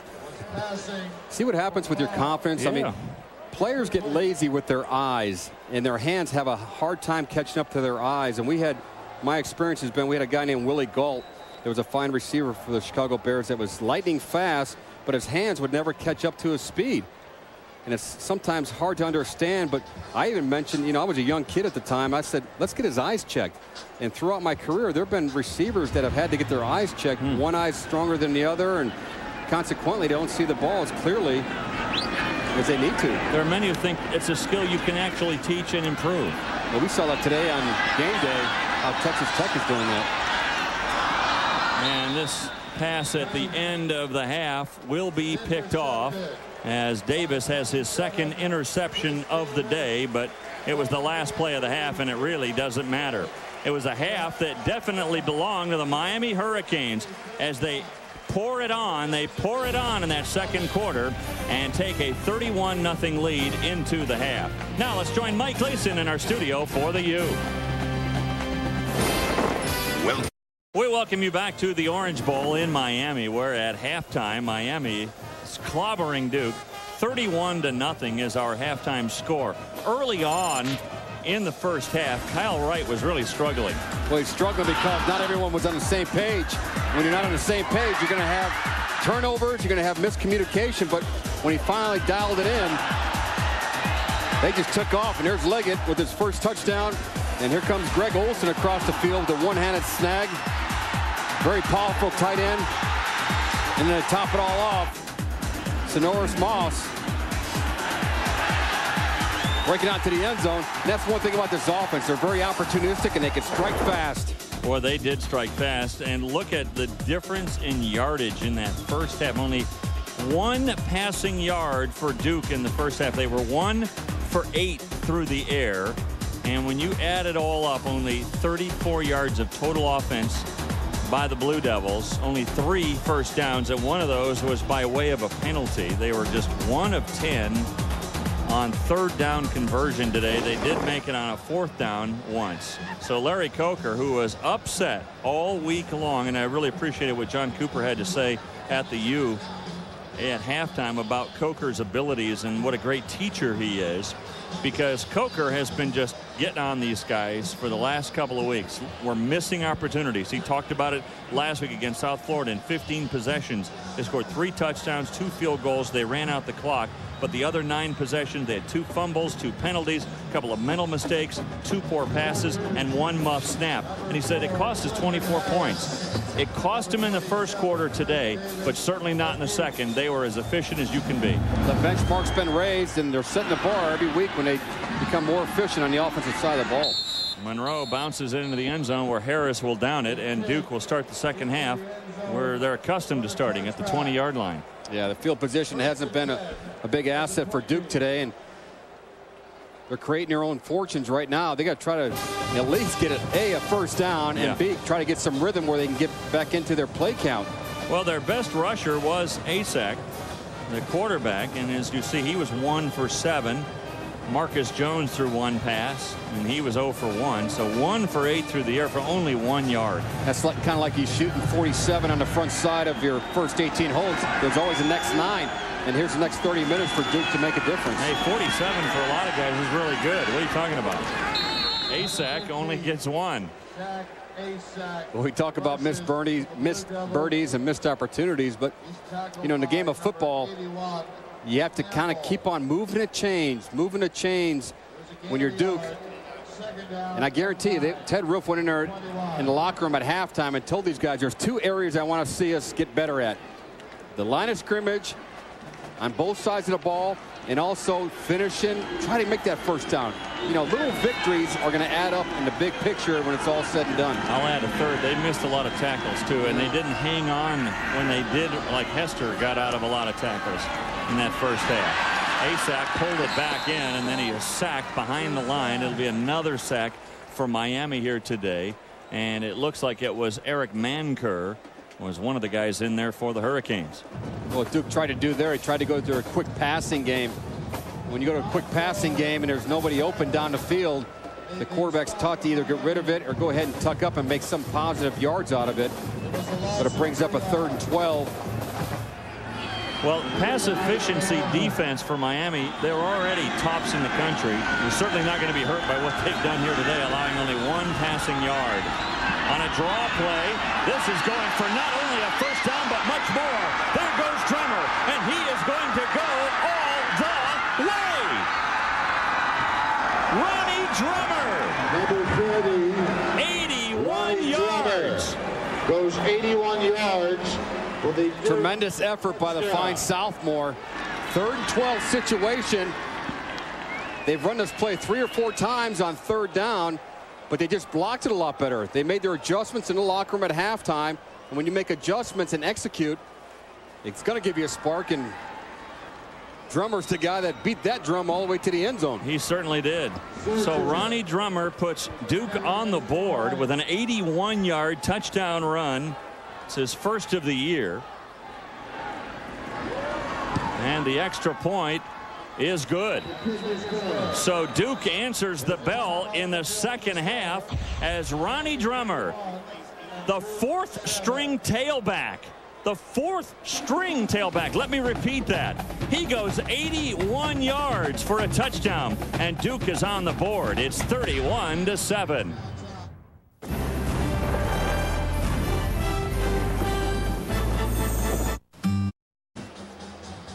How about Ronnie Drummer going 81 yards all the way to the end zone? So Drummer gets Duke on the board on a 3rd and 11 play. He goes 81 yards into the end zone. Well, that negates the 33 plays and 34 yards of offense. You tripled that. Yeah. In 1 output. Sprague will be kicking off for Duke. You wonder if maybe they woke up the sleeping giant, though, in the second half. It'll be Jala. He turns back into his end zone. Now he'll bring it out. And Hester, who left after making that scintillating return, went to the locker room, has not returned. This return up to the 23, but how about the return of Ronnie Drummer into the end zone? We got a 3rd and 12 situation. Miami's thinking pass, draw, screen, whatever. But when the play's blocked nice and efficient, but how many teams in the country will go 81 yards on this Miami defense in a dashing run? As he takes off, once he gets in that secondary, he's just pulling away from these guys. And McIntosh got washed up in the line of scrimmage. Number 50, Rocky McIntosh, who was supposed to make the play in that long run, but 81 yards later, 40 needs a little oxygen. So a good run there by Drummer, and we've got a Duke player down on the field. trying to identify the number. Looks like, oh, it's Deonto McCormick, one of their talented cornerbacks, a junior out of Adele, Georgia. He was a wide receiver last year, and he got injured on special teams play on that kickoff. There you go. So now McCormick being helped up. You just hope it's nothing more serious than just the wind knocked out of him. It is, as we mentioned, a very warm day here in Miami. Humidity almost 70%, temperature about 90, and McCormick looks like he's okay, staggering a bit to the sideline. And he gets a pat from Ted Roof, the head coach. So it has been raining all week long here in Miami. They're expecting more rain today, but really just puffy clouds, sunshine, and extremely hot and humid. Tyrone Moss stood up right at the line, goes nowhere. Duke's come out in the second half, and they have sent Miami a message. Hey, we got clobbered in that first half, but we're not going away. There's the numbers from the first half today for Kyle Wright. That second interception of the day, that was the Hail Mary at the end of the first half. You can almost take that one out. No, it still goes on your stats. All right, I wish they could. I'd lobbied in college and professional ball, and they won't take those off your stats. All right, I know you have a bone to pick with the statisticians, but yeah, I'll take it off. All right, thank you. Oh, a catch and then a fumble. That's the last thing that Larry Coker and his staff wants to see. Sloppy play. That's just a fundamental mistake. Ryan Moore had the ball for a big gain, but opportunistic Duke right now has got some momentum on their side. John Talley is the one that's going to poke it away from Moore. And this John Talley, I mean, he's the guy that's always around the football. And the thing about this is they're still hustling. You're down 31-7. Looks like number 34 yeah, got it out. Michael Brown, the middle linebacker. Yeah, the true freshman out of Houston, Texas, who was overlooked by 105 schools throughout the country. But Duke didn't look the other way. Fine student, tremendous football player for a young freshman. And now here comes Duke. Good field position. They're at the Miami 44. Asak wants to go deep. And the pass is incomplete. Let's go to the U and Mike Gleason. Mike. Well, Dave, the Trojans are on the board again. Lendell White says, hey, this is why I was complaining about playing time earlier this year. His second touchdown. It's 21-7 now. Trojans on top of the Wildcats. And Nebraska's on the board after falling behind. Well, it's now 21-7 after Cody Glenn. Short touchdown run. Nebraska, it's 21-14. Dave. All right, 21-14. Nebraska trying to come back. They trailed 21-0 once upon a time in that game in Lincoln. Of course, Mike already told you that last year, Texas Tech, they ran up 70 points on Nebraska. Worst loss in Cornhusker history. Duke takes a timeout here. That's a lot of extra points. Yeah, I should say so. Well, Texas Tech is the type of team, Mike, they won't let up. I mean, they don't care if they're up 70. Yeah. I mean, they're going to keep running their offense. And if you don't like it, tough. Well, statistically, they're always one of the top 10 teams in offense. Right. Hey, Monday nights join Mike Hall, Mike Gottfried, and Todd McShay. They break down the most recent AP and Division I AA polls, as well as a look back at the big games from the past weekend and look ahead to the big games that will be coming up that next weekend. The U inside the polls Monday nights. Great show. I've been watching it ever since Dish got the U, and I've been really enjoying that. Monday nights, 6 Eastern on ESPNU. For more information, log on to ESPN.com. I got too many oak trees in my backyard. I try to get that dish up there in one of those trees, but I can't get the ordinance from the... Cut a few trees. Well, oh, sorry. I can't. I'm going to save a life. I'm going to save... There you go. Environmentalist type of guy. I better be careful. Yeah. Some tree huggers out there be mad at me for telling you to cut trees down so you can get better satellite coverage. 12:30 remaining in the third quarter. Let's get back to football. A little more politically friendly territory. And Duke, who absolutely got whitewashed in the first half. And now in the second half, they get the touchdown. And now in good field position here, although it's 2nd and 10. There's Drummer again. And another good gain. He gets it all the way down to the 37-yard line before Rocky McIntosh can stop him, but it'll bring up third and manageable, third and about 2 or 3. Dave, we talk about this every weekend. As you make your adjustments at halftime, the team that's able to make the better adjustments is going to come out with more authority and more efficiency. And right now, Duke has found something in that zone, inside zone game out of the spread set with Drummer. And then very manageable 3rd and 4 situation. There's an opportunity to get back in the game and move the chains. They need to get just inside the 35. There's Drummer again. Not this time. They went to the well one too many times there, Dave. Orion Harris was able to stop that one well shy. Now here's where I wouldn't mind going for it on 4th down. I didn't agree with it in the first half, but here you've actually moved the ball a little bit. And you've gotten a touchdown. You're back within 31-7. I wouldn't mind a gamble here. Well, you know you can't get 5 downs. You better get it here in the 4th down. And I like to put the ball in Zach Asak's hands again. They can't go to that zone read inside out of the spread because Miami has scattered it out too many times. I like this call by Roof. Oh, boy, we got all kinds of movement, though. Snap came well after several Duke players took off. Well, that's not. Now it's time to punt it and pin it back. And now it's going to be 4th and 9. Before the snap, false start, 75 offense, 5-yard penalty, still 4th down. They got Bada, but they could have pretty much had the entire line. That's one of those times where you say, hut, hut, hut. And one guy thinks it's on 1. And the center is the only guy that really takes charge of that situation. Offsides Duke. Ryan Moore is back deep for Miami again. Hester has not returned since that 173-yard punt return. It was ultimately shortened to a 43-yard punt return by a penalty. And this one's going to sail out of bounds. All in all, not a great kick by Sprague. And they're going to mark it all the way up at the 20-yard line. So not much of a punt at all there for Chris Sprague. We've got a timeout. 3rd quarter action, 11 minutes to go in the 3rd quarter with Miami leading at 31-7. Larry Coker now in his 5th year. How about his 1st year here at Miami? He leads them all the way into the 2002 Rose Bowl in Pasadena, California, where they take on 4th-ranked Nebraska. Miami came in ranked number 1, and they would not disappoint. They wound up clobbering the Cornhuskers 37-14. Ken Dorsey went 22 of 35 for 362 yards and 3 touchdowns, and they win the national championship from 2001, Coker's inaugural year.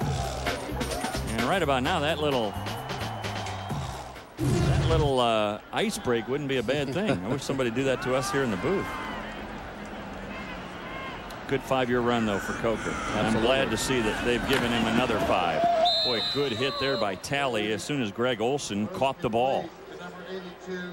So Coker, who has just signed a new 5-year extension on his contract, and you look at where he stands as far as starting with a school in his first 5 years, and Switzer at Oklahoma and Bud Wilkinson at Oklahoma are part of that. And Coker, of course, was a one-time assistant for OU. Frank Leahy, Notre Dame, and John Robinson at USC, but he is in very good Hall of Fame company with those guys. Long-time assistant Larry Coker, and one of the great guys in the industry given his chance.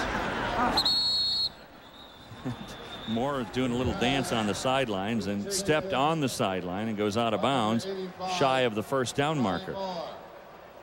Well, Ryan Moore has continued his streak. What's he have, 25 consecutive games with a catch, and made it look pretty simple. If he could do that for the rest of the season, he'll extend that streak well beyond 25 games. And you take what the defense gives you. That's what the game's all about. For the quarterback, receiver, get open, throw and catch. 3rd and 2. They give it to Moss. He breaks a tackle. Now he breaks outside. Big play by Moss. All the way down to the 36-yard line of Duke.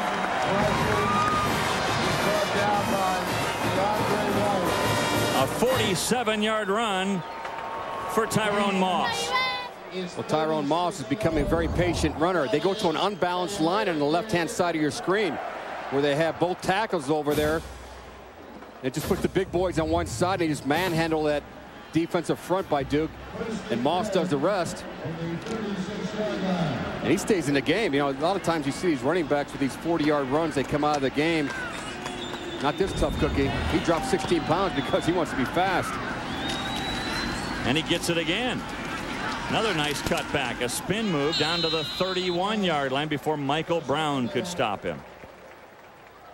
Mike, I want you to get into the mind of Kyle Wright here and take us through what you're looking at as a quarterback. Well, right now he's getting a play from the sideline. They're signaling to play in. He's looking down on distance. Okay, it's 2nd and 5. We're in good field territory. Calls a play. First thing he does, he's got to come out there and find the safeties. I mean, keep in mind, people, this is all happening within 25 seconds.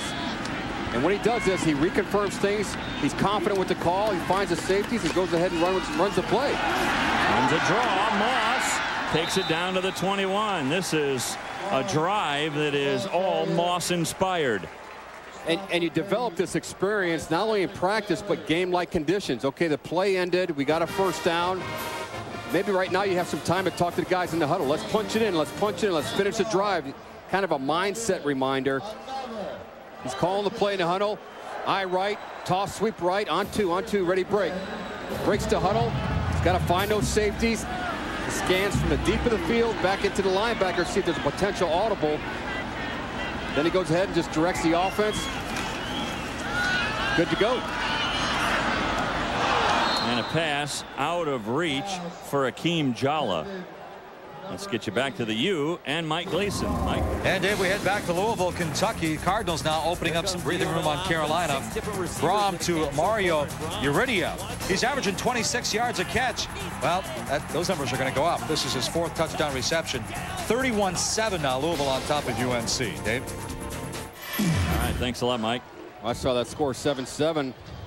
John Bunting, I was happy to see 7-7. Now it's 31-7. It's kind of like we're experiencing here. Yeah, Louisville's really been able to bounce back from that loss to South Florida a couple of weeks ago. 2nd and 10. Duke showing blitz. Miami does a great job in picking it up, and there is Jalla.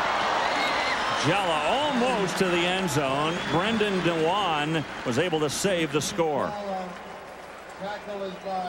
That was a nice job in a blitz pickup by Miami. Eric Winston. I think Charlie Jones was in there as well. Watch your right side of your picture. Here comes a corner blitz. Nice job by the tackle and the back. And that's one thing that Larry Coker wants to see as this offense continues to develop, because defenses will continue to blitz you if you can't pick it up. And until you pick it up, they're going to call off the dogs. So 1st and goal after Jalla gets him down to the 3. There's Moss.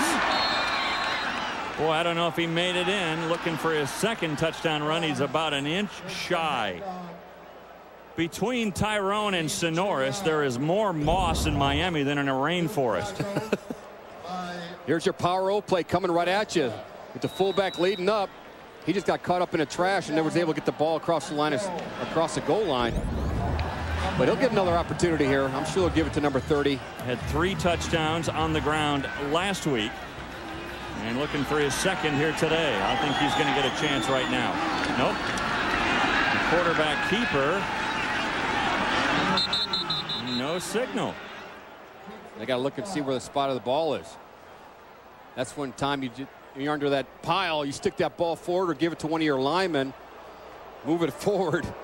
Crossing that plane of that goal line. You know, another thing too, Dave, on a quarterback sneak, we talked about it last time when Zach Asak did it. Allow your line of scrimmage to go ahead and experience movement at the line of scrimmage. Right. Take a step back. I know it sounds fundamental up here in the booth, but it works, and it's been proven over time, and I'm sure he's been taught that. But teaching and executing are 2 different things. Well, now it's 3rd and inches. This time to Moss. And Moss has the touchdown. Tyrone Moss with the touchdown, his 8th of the year. Well, that was a nice drive by Miami, responding to Duke's potential comeback, at least trying to get something on the board. Very efficient drive, running, passing, and Moss did most of it. It's nice to give him a nice little touchdown opportunity after that long run he had to start this drive off. And it's just want to, will to when you're down that close to the end zone. 12 rushes, 82 yards, and 2 touchdowns for Moss today. The extra point is good. And so Miami able to answer the Duke score with one of their own. So Miami makes it 38-7 as they regain a 31-point cushion over the Duke Blue Devils.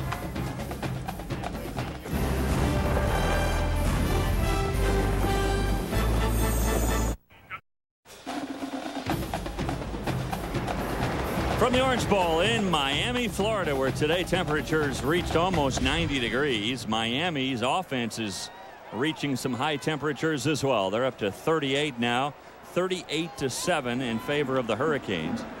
As Duke gets a touchdown here in the third quarter, an 81-yard run from Ronnie Drummer. And then Miami, they just came roaring right back down the field, and Tyrone Moss on that 10-play drive of 80 yards. Moss had most of it, 54 yards in 5 carries. High end-over-end kick to Drummer at the 6. Ooh. I mean, hit like there's no tomorrow at the 16. A return of 10. You know, these guys don't get a lot of praise. You know, it's all these special team guys, but these offensive linemen down there with Coach Kehoe, the offensive line coach, give props to those guys. Not only are they great physical specimens, but they're great student athletes. 3 out of the 5 guys there are potential All-Americans, academic All-Americans, but here's how they draw the plays up, and communication is so pivotal in the offensive line, and your day's not over until the clock reads 0-0 when you're an offensive lineman. I'm really glad you mentioned academics with regards to Miami. They don't get enough attention for that. They already have graduated 11 of their players, and Larry was telling us yesterday, Larry Coker, that 10 more will graduate by January of this year. That's outstanding. Well, let's keep in mind Miami's a private university, and it takes a lot of requirements to get in here academically. And once you hear, Larry Coker has one goal: you have to graduate. And a lot of these guys leave after their junior year, but he encourages them to come back and get your degree, because that's what we give you, a free education. Why don't you go ahead and fulfill your requirement? Sure. A lot to be said for their not only coaching staff, but the support staff in the academic department that gets you guys going in the right direction with their study skills. Marcus Jones came in for that first play. Now Zach Asak is back in there behind center for Duke. And here comes Drummer again. He gets it up to the 24-yard line.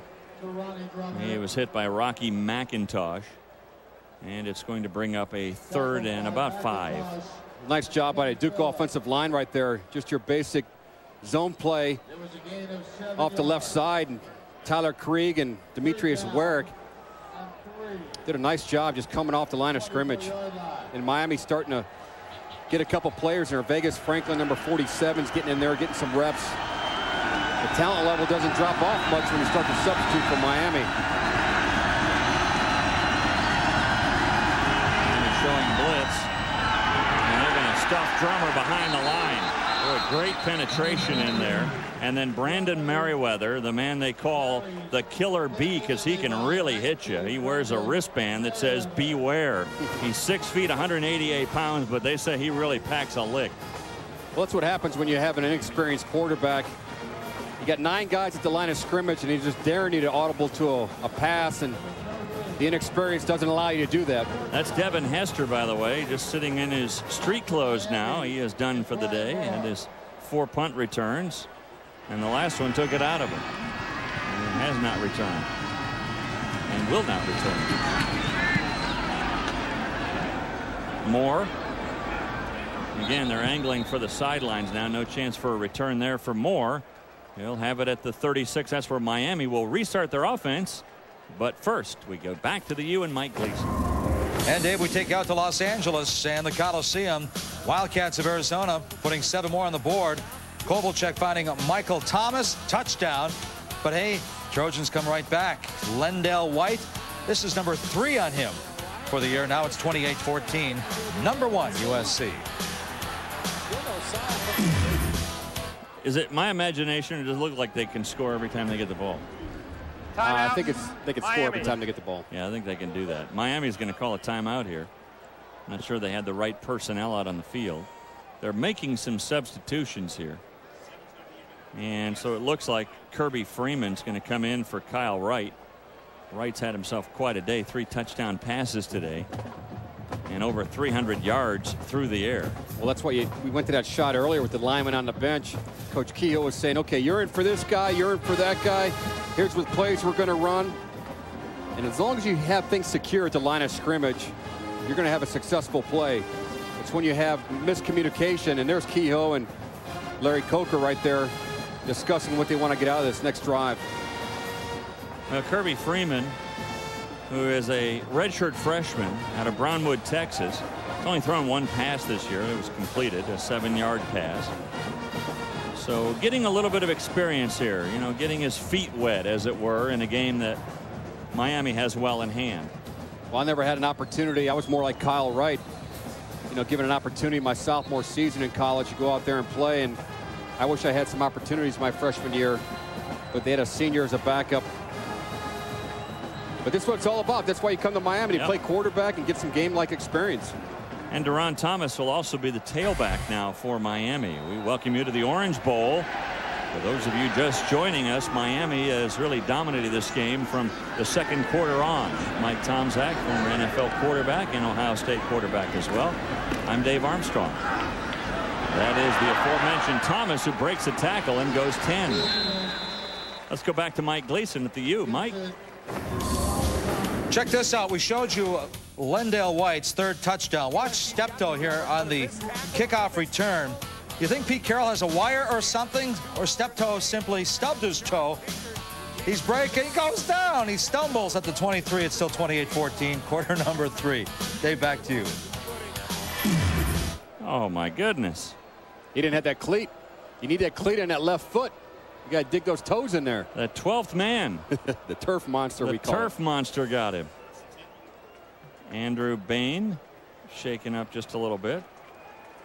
One of the backups at both guard positions. He's had a lot of snaps today. He's been in there. Looks like he's got a right shoulder. He's carrying that shoulder pretty low. He's been in there at least 4 or 5 series that I looked at. Was good for 10 yards. That last run was good for 10 for Thomas. So they'll move the chains. You know, Dave, getting back to the coaching, you know, these are more teachers, and here's where their teaching pays off when you see these 2nd and 3rd team guys get in there, able to execute at the point of attack. Nice catch on the wing by Leggett, and Freeman is still perfect. He's now 2 for 2 on the year. Well, it's a nice way to have your first pass when you're in the lineup. Go to a 3-step drop, something quick, something you're confident with. You know you're going to be well protected at the line of scrimmage, but Leggett's a nice tall drink of water. What is he, 6'12", 190, 6'3", 190 pounds. Yep. Your margin of error decreases when you got a taller receiver.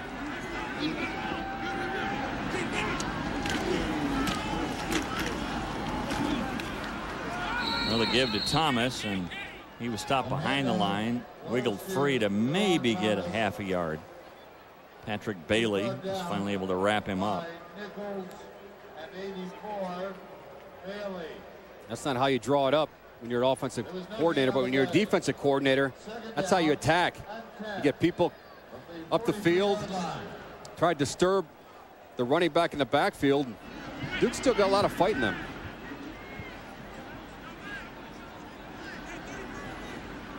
So no gain, 2nd and 10.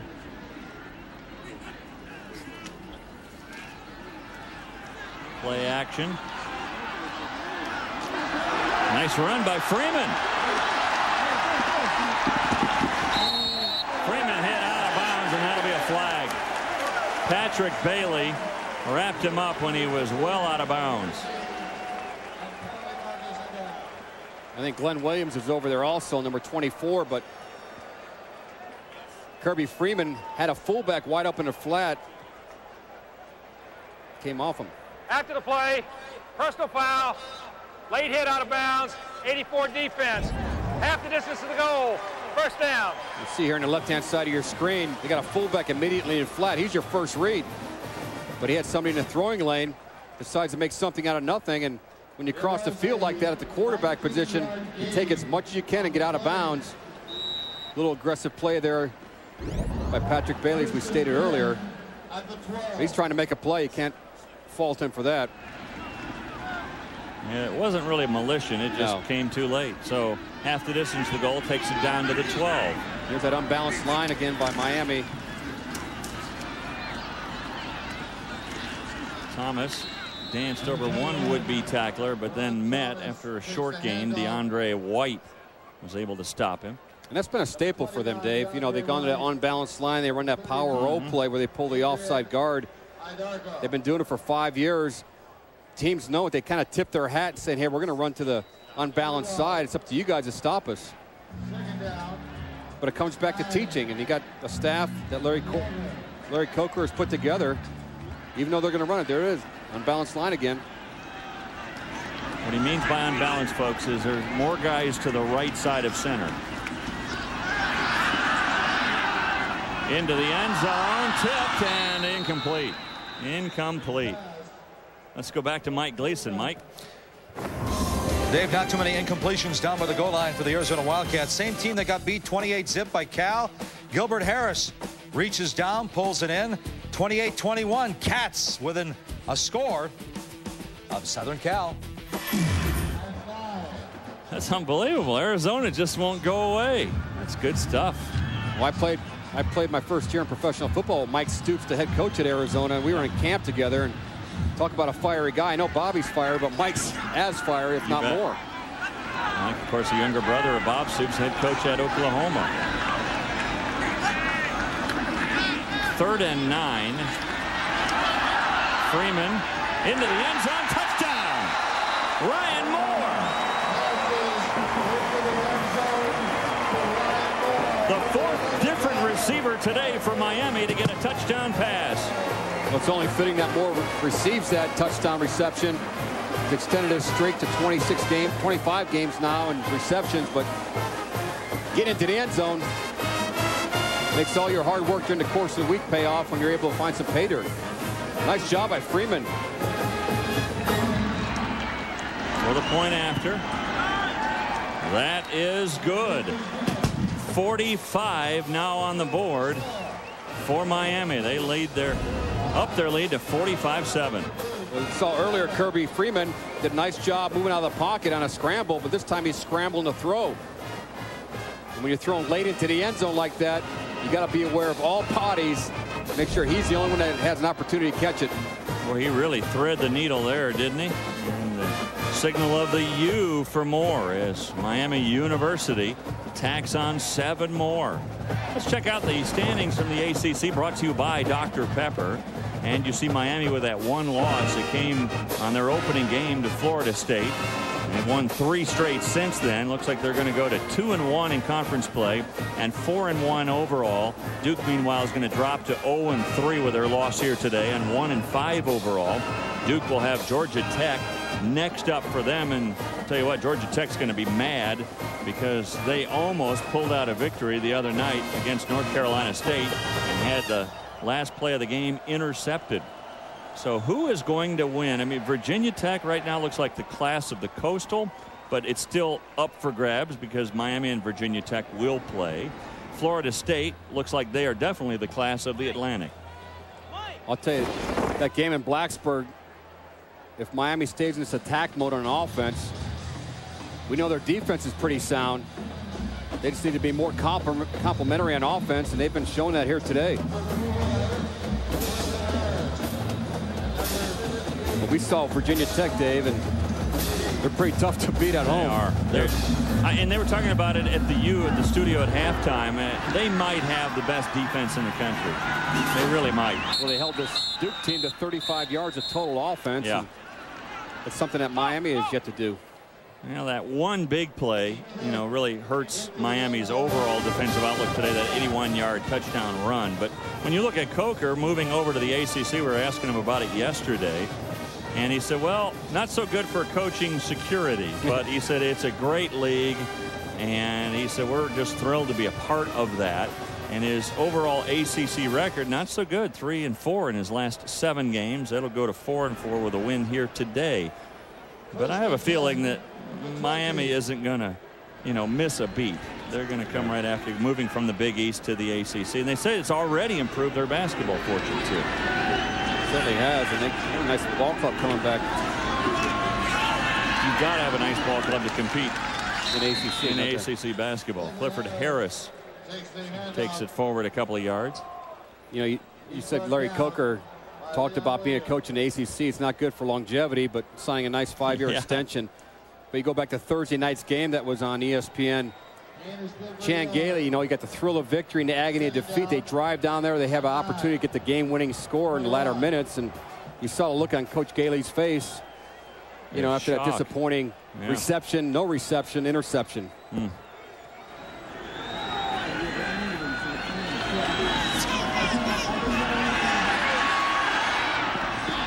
Running for his life as a quarterback for Duke, Zach Asak, as John Beeson had a bead on him. It's nice. All the way up here in the booth, you heard boot, boot, boot by a defensive secondary calling that. It's nice communication. It's one thing to see it play, but when you hear it, people respond. And that's pretty much been the best picture we've had that describes the whole day for Zach Asak. Just running out of turmoil, trying to get free and throw the ball away. Well, now 3rd and 10, or a long 9.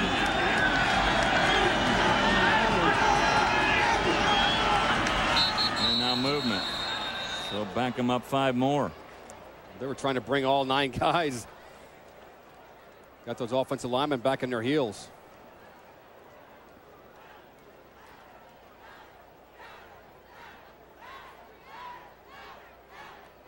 Like maybe they're discussing movement on both sides of the ball, but who moved first? Were the Miami players induced? Well, someone's got to make a call. It's only a simple offsides on one team or the other. Offsides, number 93 defense. 5-yard penalty. Still 3rd down. Well, that's going to help. Boy, originally looking at it live, it looked like someone from Duke actually moved first, but they flag Dwayne Hendricks. Well, Miami timed that blitz just a little bit too soon. They got a little anxious. And they're still the first unit out there defensively. Yep. Got a lot of pride on the line. Well, 3rd and a long 4 now.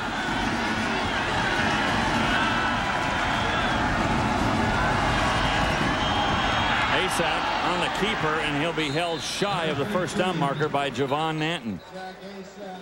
They've been running that zone play inside, inside, inside. And Asak did the right thing, but Kenny Phillips is right there to look him right in the eyeball. Looks like they're going to go for it here, Mike. Well, no, now here comes the punting unit. They took a moment to make that decision. Watch on the left side of your screen. Here comes the zone read. Kenny Williams is right there to say, what you got? And here comes the rest of the pursuit, but well defended. Defensive football is all gap controlled. Everyone has a gap when you're on a defensive side of the ball. And the gaps occur between each lineman and also extends out towards the receivers. Moore, again, right at the sideline, hit immediately, so no return at all. And they'll mark it at the 33-yard line. Hey, the ESPN College Football Encyclopedia is the biggest, the richest reference guide ever published on the history of college football.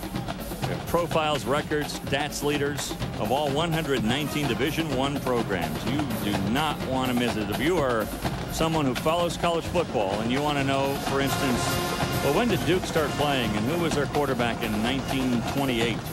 It'll have all that information for you. It's all in the ESPN College Football Encyclopedia, available now wherever books are sold. I found out last night when I carry mine with me that Sonny Jurgensen once played quarterback at Duke. You're carrying that around with you? Absolutely. Well, how do you get that through the airport security?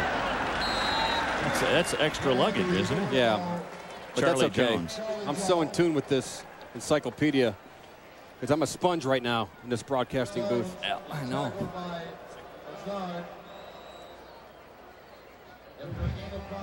We mentioned 4 different receivers getting touchdown catches today for Miami. They have really spread the wealth, haven't they?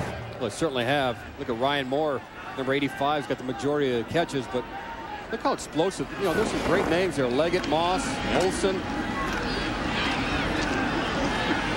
Dancing for a few extra yards is Jones. Patrick Bailey able to stop him at the 40, and it's going to bring up 3rd and 3. And when you have that production at the wide receiver position, it makes you defend the whole field.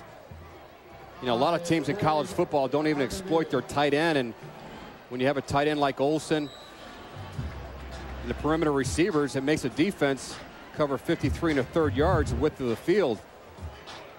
It makes it a little bit more challenging. And then it frees a running back and some option routes, but we haven't seen many running backs catch the ball from Miami today. 3rd quarter winding to a close. As I say, there it is. Oh. Freeman intended for James Bryant. Remember, he dropped one earlier. That one might have been out of reach. Tough play there for Bryant. Well, they got those big pads on, and they can't really get their hands above their helmet. You know, they're not real limber. Watch as he gets out in the flat. Remember, he's running parallel to the line of scrimmage. You got to turn your hips. And his hips were turned, but his eyes never went up to the football. And then his opposition helps him up. Brennan Dewan. Nice sportsmanship right there.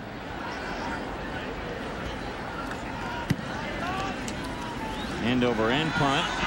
Davis. Nice move. Davis finally brought down at the 36-yard line by Leon Williams, who's been the man on special teams today. That's where he's got his mojo working. Yeah. And that's the end of the 3rd quarter. So Duke will have the ball when the 4th quarter begins, but they'll hold up 4 fingers here in Miami as they have reached the 4th quarter with a 45-7 lead. Yeah, big tradition here. They hold up their 4 fingers when they get ready for the 4th quarter. Miami feels like if they get to the 4th quarter with the lead, they win, and I'll give you some numbers on that. Yeah, it's not hoops.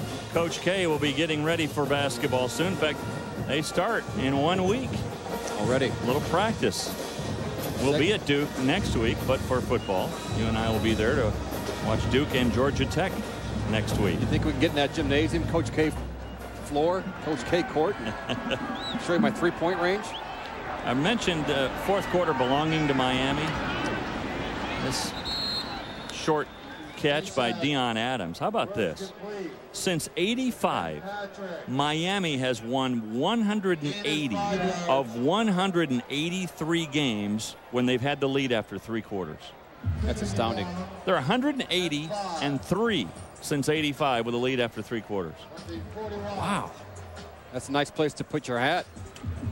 I mean, that tells you they know how to finish. And the 3 losses they had were probably significant games.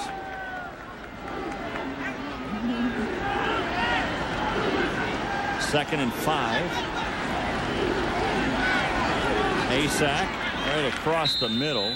Leon Williams on the coverage, and the catch is made by Marcus Jones right at the 1st down marker where they've got their feet placed. It's going to be about probably the length of the football shy of the 1st down marker. You talk about repping plays. This is probably the 7th time I've seen this play. The quarterback has dual read and go deep to short to in the flat. And his first completion of the game was the one in the flat on a swing route, but Marcus Jones is talking a little bit back there. They move the line, I think, enough. Where they're going to mark it should be the 1st down. Zach Asak on the keeper.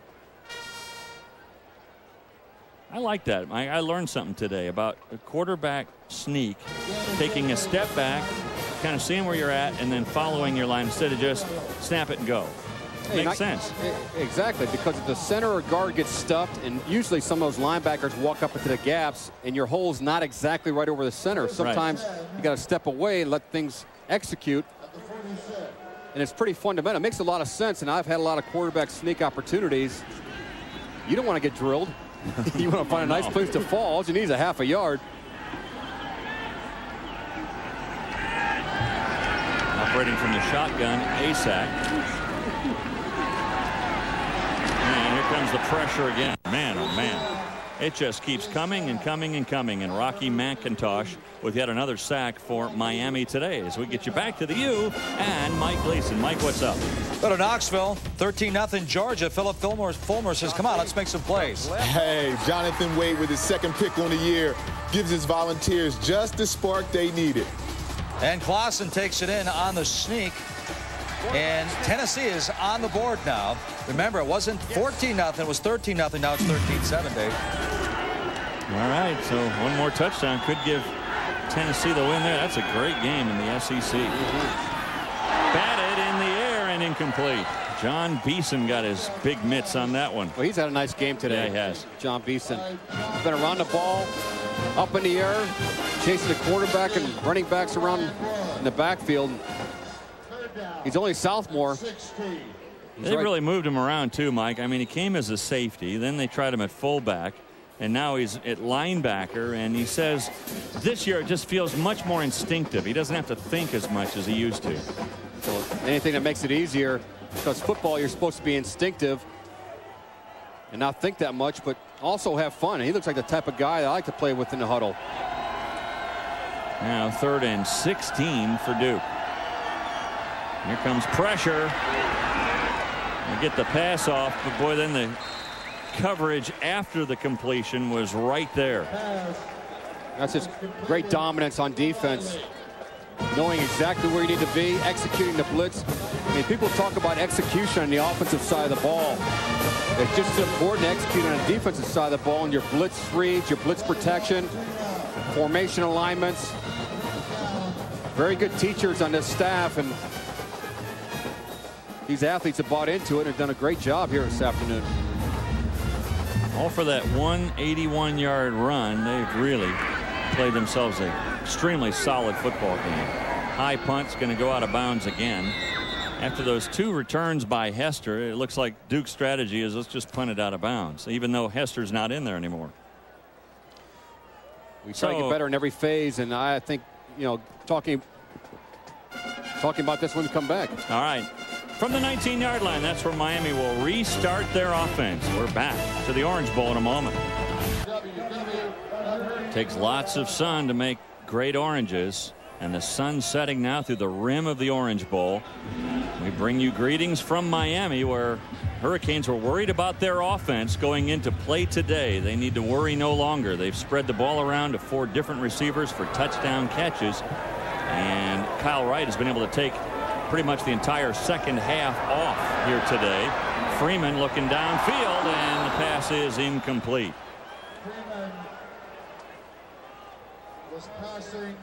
Terrell Walden getting some playing time now, and that one went through his hands. When you look at the consistency too here at Miami, they're just in that top 25 every week. 94 straight weeks. It's the longest current streak in the NCAA. Michigan had their streak of over 100 weeks snapped earlier this year.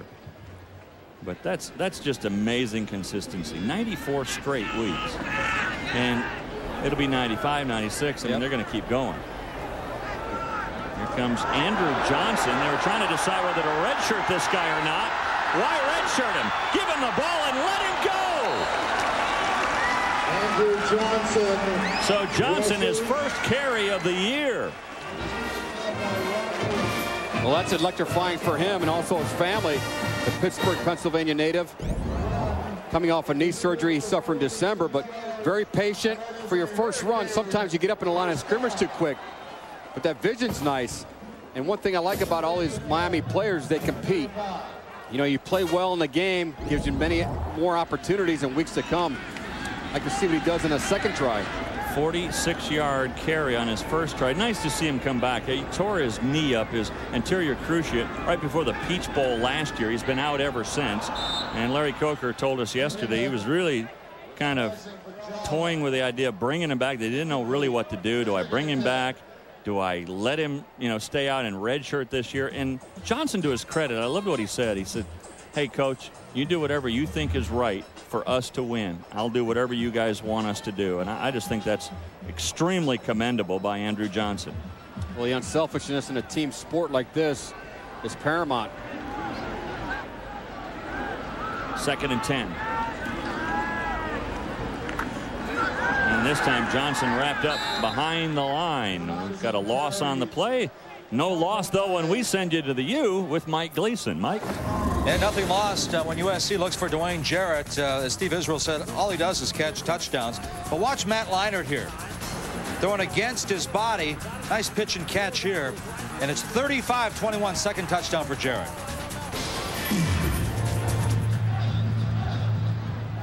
So that's what I mean. Every time they get the ball, they score. Yeah. He's got every throw in that book, doesn't he, Matt Leinart? I mean, it's so difficult to run to your right at a left-handed quarterback and put some touch on it. Made it look very simple. Ball was partially tipped, but Kalia Jones is able to make the catch, and that's a first down. On 3rd and 14, able to move the chains. Nice pocket presence by Kirby Freeman. Knew exactly when the receiver was coming out of his cut. Threw the ball before he came out of his cut. But seemed to feel very well. He's finding the safeties, looking out to the perimeter, see if there's anyone in his throwing lane. No one's there. Nice reception. We've got a nice drive going here. So down to the 23-yard line. Nearing that red zone again. Red zone efficiency was not very good for Miami going into play today. But today, good. Here comes Johnson again. Boy, you can just see guys that have ability. I mean, it's just so easy to spot. And a guy like Johnson, who just has great body control and able to take it around for a gain of 11. Well, the thing that gives him great body control is balance. Yeah.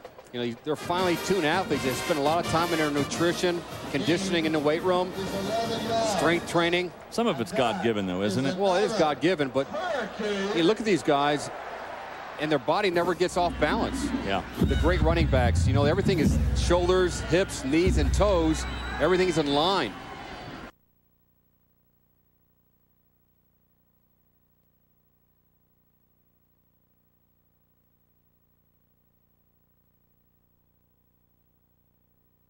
Here in that red zone now. And again, it's Johnson going right through the gut. Christopher Moore makes the stop after a pickup of a few. The Orange Bowl has been our home here this weekend. Nice backdrop. Historic Orange Bowl built in 1937 with Mike Tomczak. I'm Dave Armstrong. So it's almost 70 years old now. 70 years old. You know how big Miami was when this place was built? 150,000 people total in Miami. Tells you a lot about the opportunity of coming over to the United States. The city has grown leaps and bounds. Into the end zone, touchdown. Chris Zellner, his first touchdown of his career. And the second one for Freeman today. He's trying to compete with Kyle Wright. A little celebration there at the end. The officials decided to throw that flag out there, but nice efficient drive. You got a little taste of Johnson, a little Kirby Freeman looking down the field. Foul. Touchdown is good. No foul. Zellner getting his first touchdown reception in his career. Might be his first reception. I have to check on that, but it very well could be not only his first reception, but his first touchdown as well. Not bad, huh? Not Pick bad it all up in one fell swoop. No, it's kind of like, you know, Johnson going the distance on his first carry. Same thing happens when a receiver gets his first touchdown. And the extra point is again perfect. So Miami continues to pour it on here this afternoon. Still just under 10 minutes to go. And Freeman comes in to throw 2 touchdown passes. This one to Zellner, and Miami in a rout.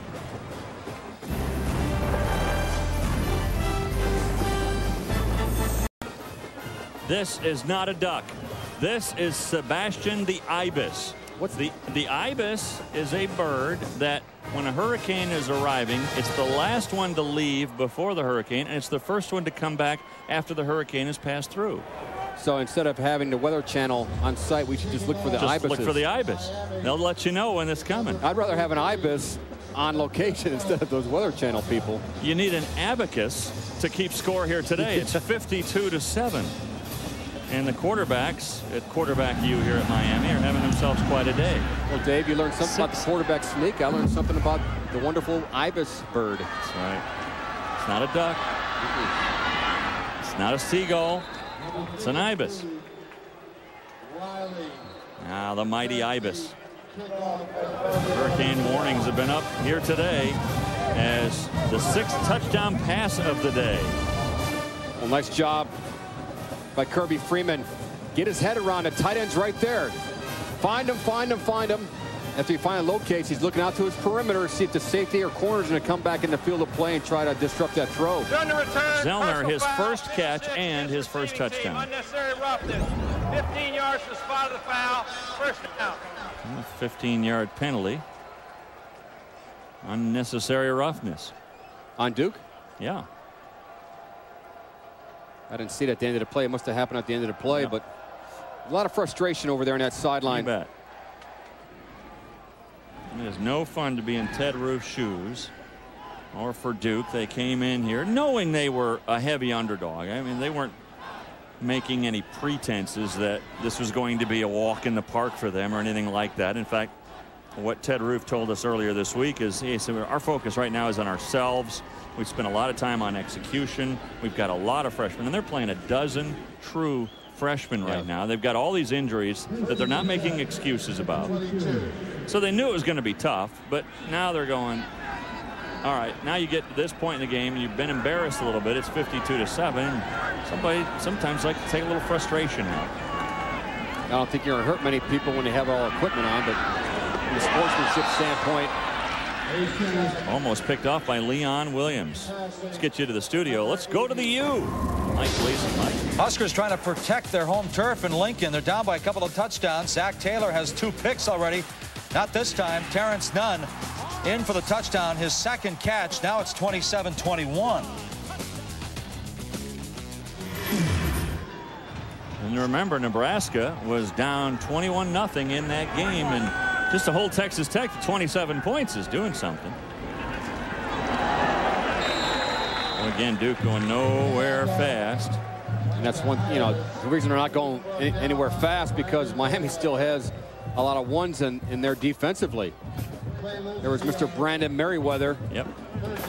From Apopka, Florida. Raised by his grandma, Clara Pryor. And he came from a rough background. He said, quite simply, I did not want to end up like my cousins. He said, I count them up. There's 10 cousins. 9 of them have been in jail. And I did not want to go that route. And he has He had a young mother. towed the line. A tough environment. And I had a teammate in college from Apopka. Very tough. Cedric Anderson. Wide receiver for us. Prior to the snap, delay, 13 offense, 5-yard penalty, still third down. I'm kind of surprised, Dave, they still have a lot of their ones in there defensively. Yeah. You know, it's nice to get the reps, but nice to get some of these underclassmen or younger guys some experience because they already did that offensively. But maybe Randy Shannon has a goal in mind. Hold them under 120 yards or something. Well, and also when you look at the top 10, how many of those teams have great defenses? And of those teams, how many are from the ACC? Yeah. I mean, Virginia Tech, Florida State, Miami here. I mean, really great defenses. And now Timeout. a timeout. Duke. That's their second timeout. And with that timeout gives us time to check back in with Mike Gleason. Mike. And Dave, we head west again. Lendell White has just picked up his 4th touchdown, but he can thank Reggie Bush. Hits the hole on the right side. He has gone 65 yards. He gets it down to the 6-yard line. Trojans up 42-21 on the Cats of Arizona. Dave? Well, a typical 4th quarter production. And there they go again. And you know what? They're going to run into some guys that are going to complain about playing time there because they've got everybody there probably starts almost anywhere.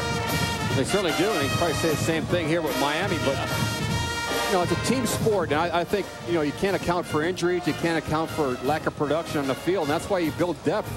And Pete Carroll learned that when he was in the professional ranks. He did, and that's one of the things I'm impressed with this Miami team. I mean, it's truly a team. Brandon Merriweather, a junior, could have been like, we got a kid coming in, Kenny Phillips, you know, National Player of the Year last year in high school. I better worry about my own job security and all that. No, Brandon Merriweather took this kid in and actually let him room with him all summer, showed him the ropes of what it was going to be like, and here's Phillips starting as a true freshman. That's the teamwork that's involved here at Miami. Oh boy. Asak has been sacked a lot today, and here comes another one. And they're starting to clear things out defensively. That was Ryan Anderson, who's not even on their 3-deep depth chart, but Anderson comes in and gets the sack. And it's interesting, Larry Coker talked about throughout the course of the week, and both coordinators said if you they get judged in practice every day on their production. You take a step up, you take a step back, you stay the same, and that's how you get playing time. They count snaps during the course of the game. And they get, you talk about Merriweather. Well, he deserves to be on the field because he busted his butt all week long. You got Levon Ponder that had 2 interceptions last week. He's finding a difficult time to get on the field. Sprague, good punt, really, with that kind of pressure. Moore's got it at the 50 and hit right then. Good special teams play by Duke to make the stop. So Miami will start right from midfield when we return, with Miami leading at 52-7. The Hurricanes have had a lot to cheer about today, as Miami leading at 52-7. Just over 7 minutes remaining, 7:42 remaining in this game. And Duke will have to regroup next week before they take on a very upset Georgia Tech team. And of course, Miami playing next week at Temple. On paper anyway, appears to be another easy game for the Hurricanes. Deron Thomas with the carry. I'd like to give props to that fine cheerleading staff, both the male and the female. They've had a workout today. Yeah. I mean, in this heat, you got to be in shape. The pom-pom girls, the band, spectators, guys in the booth. Yeah, our stats guy, Jeff McCain, done a great job, and Jamie Carrick, our spotter, 2 of the best we've had all year long. I concur. Thomas, he'll get close to a first down marker. Christopher Moore stops him there. Well, it looks like both teams right now are getting some of their depth in there. Give them an opportunity to get graded out on film. Yeah, it's one thing when you get on film, you can't tell the coach, yeah, but, no yeah buts. Yeah. I mean, there's no line when it comes to that film. Well, we've got one of the Miami players taking a knee right at the line of scrimmage. It's James Bryant. Hey, tonight ESPNU delivers more great college football action at 6:45 right after us. Top 2 teams in the SWAC East. They'll meet as Alabama State and Jackson State both try to remain unbeaten in conference play. Then at 10 Eastern, Fresno State Bulldogs begin conference play. They take on the New Mexico State Aggies. College football primetime on ESPNU tonight at 6:45 and 10 Eastern. For more information, log on to ESPN.com. Oh, my idol, the greatest player that ever played the game of football, Walter Payton from Jackson State. Along with Noah Jackson, the fine pulling guard during that Walter Payton era.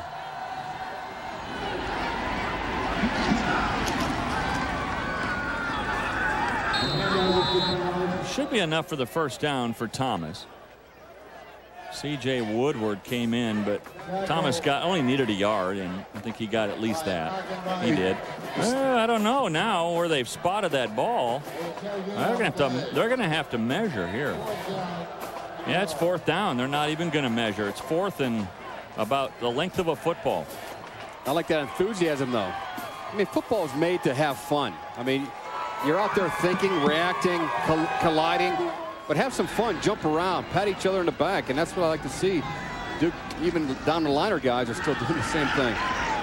Boy, there was that immediate hit on Freeman. He took a pounding, but then fell forward the other way to get the first down. Again, that quarterback sneak, Dave. Yep. You can go home and teach it to all your buddies. I like that. Yeah, like we're going to run that play in our neighborhood. Hey, you never know. We're going deep, man. We're not running quarterback sneaks. No, if you ever get into coaching at the Pop Warner level, the high school level, I mean, it's take a step back, look over the real estate, and then go. Let those guys do the work for you. Yeah. Makes sense. Does. It's good stuff. On a draw play. Here comes Thomas. Spinning through the hole. Gets it down inside the 35. Now a late flag comes in.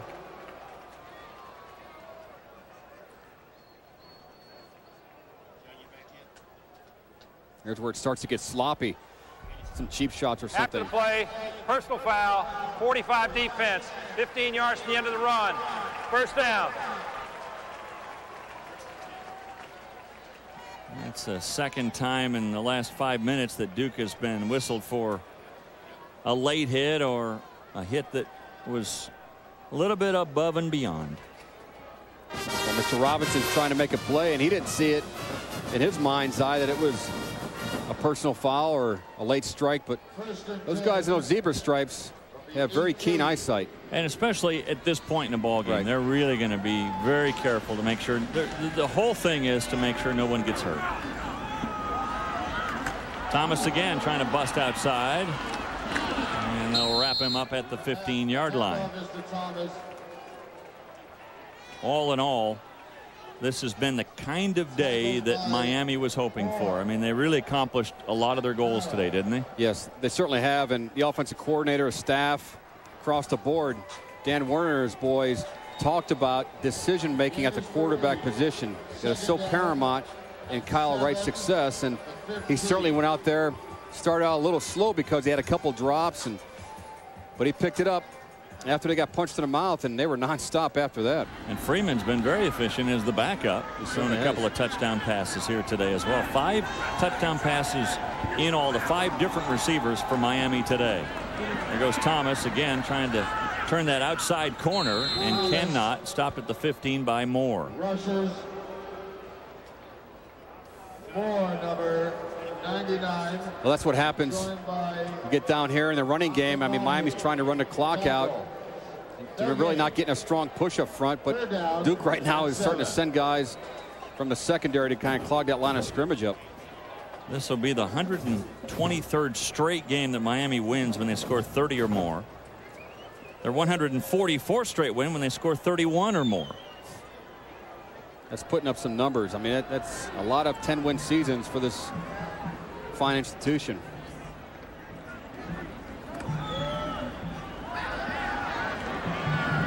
Look into the end zone and overthrown.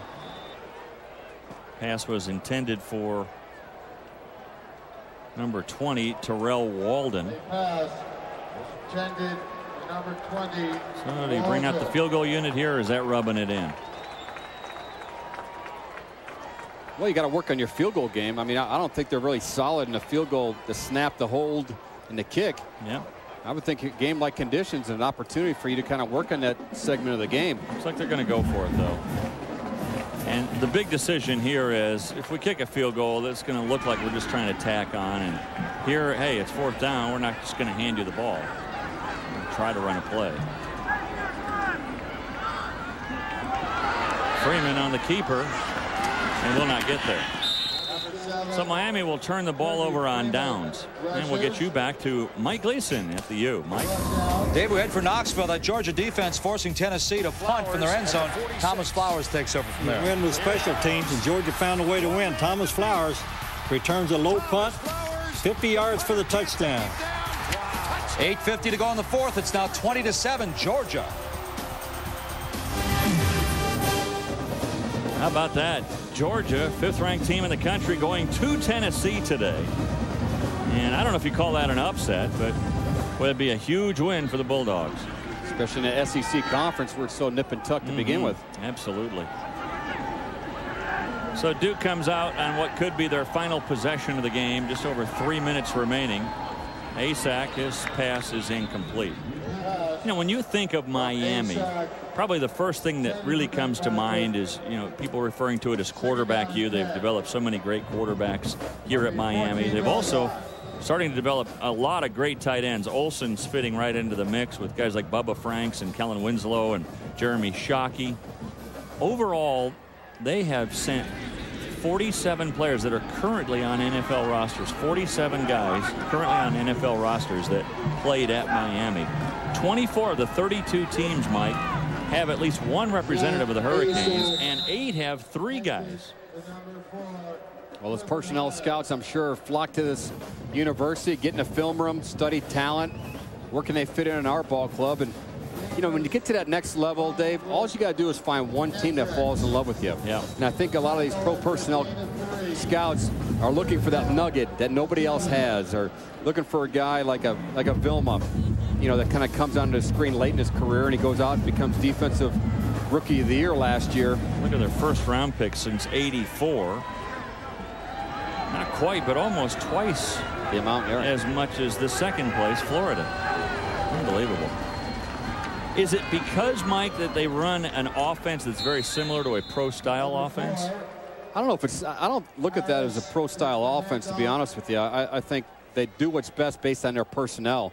But, you know, these athletes fit perfectly into the next step. They fit nicely into the offense or defensive scheme or specialty scheme because they're playmakers. And all these guys that play in this Miami team have played both positions, offense and defense, or both sides of the ball at one point in their high school career. And they come to college and they have to make a decision.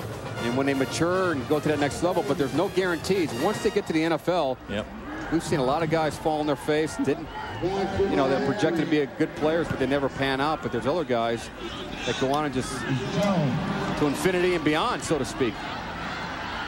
Rashawn Jones with the return gets it back into Duke territory. A return of 7 after a punt of 37. And you look at the all-time yearly honors, 70 All-Americans, a couple of Heisman Trophy winners, Maxwell Awards, Nagurski Awards, Outland Award winners. They pick up some hardware. Yeah, and also they have this academic Heisman is called the Dratty Trophy that Kelly Jennings is a semifinalist with. The fine scholar athlete, the 5th-year senior. They're going now with Trey Birkeland, a walk-on freshman. Redshirt freshman out of Charlotte, North Carolina. Okay, get the snap. Whoops, get the snap. He didn't get the snap. He did recover the ball, however. Don't forget, coming up next, we're going to get you to that SWAC game, Alabama State and Jackson State. Mike Adamle with the call tonight. That's coming up right after our game, which only has 1:17 and counting. Well, we head down to Raleigh-Durham next week to see these Blue Devils play again. Yep. It'll be a nice little trip for us. A lot of fun. Looking forward to being there next weekend at Duke. And watching Georgia Tech and Duke next weekend here on the U. Charlie Jones, as Miami right now just in that mode of running out the clock. They get it to the 41-yard line. It'll bring up 3rd and 3. And they get a first down. They'll just down the ball from there. So Miami is going to go to 4-1, their 4th straight win. And Trey Birkeland is putting the finishing touches on this one. Along with his buddies in the offensive line, you know, that's always been my argument. We always show the quarterback. Let's show the big boys up front. Well, we'll show one now because he jumped. That's a tight end, I think. There's St. Pierre.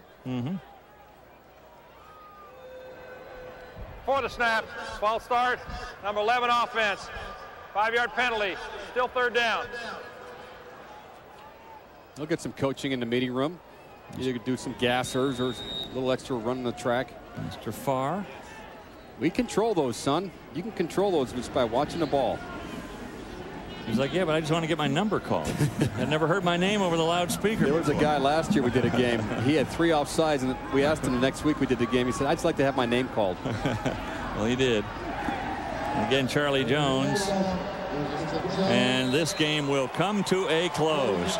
Miami has all their questions answered here today. Larry Coker's team dominant as they win this one by the final score of 52-7. For Mike Tomczak and our entire crew here in Miami, Dave Armstrong saying so long. Now let's send it out to Mike Adamle and Charles Arbuckle at Mississippi Veterans Memorial Stadium for Alabama State and Jackson State. Mike, go ahead and take it away.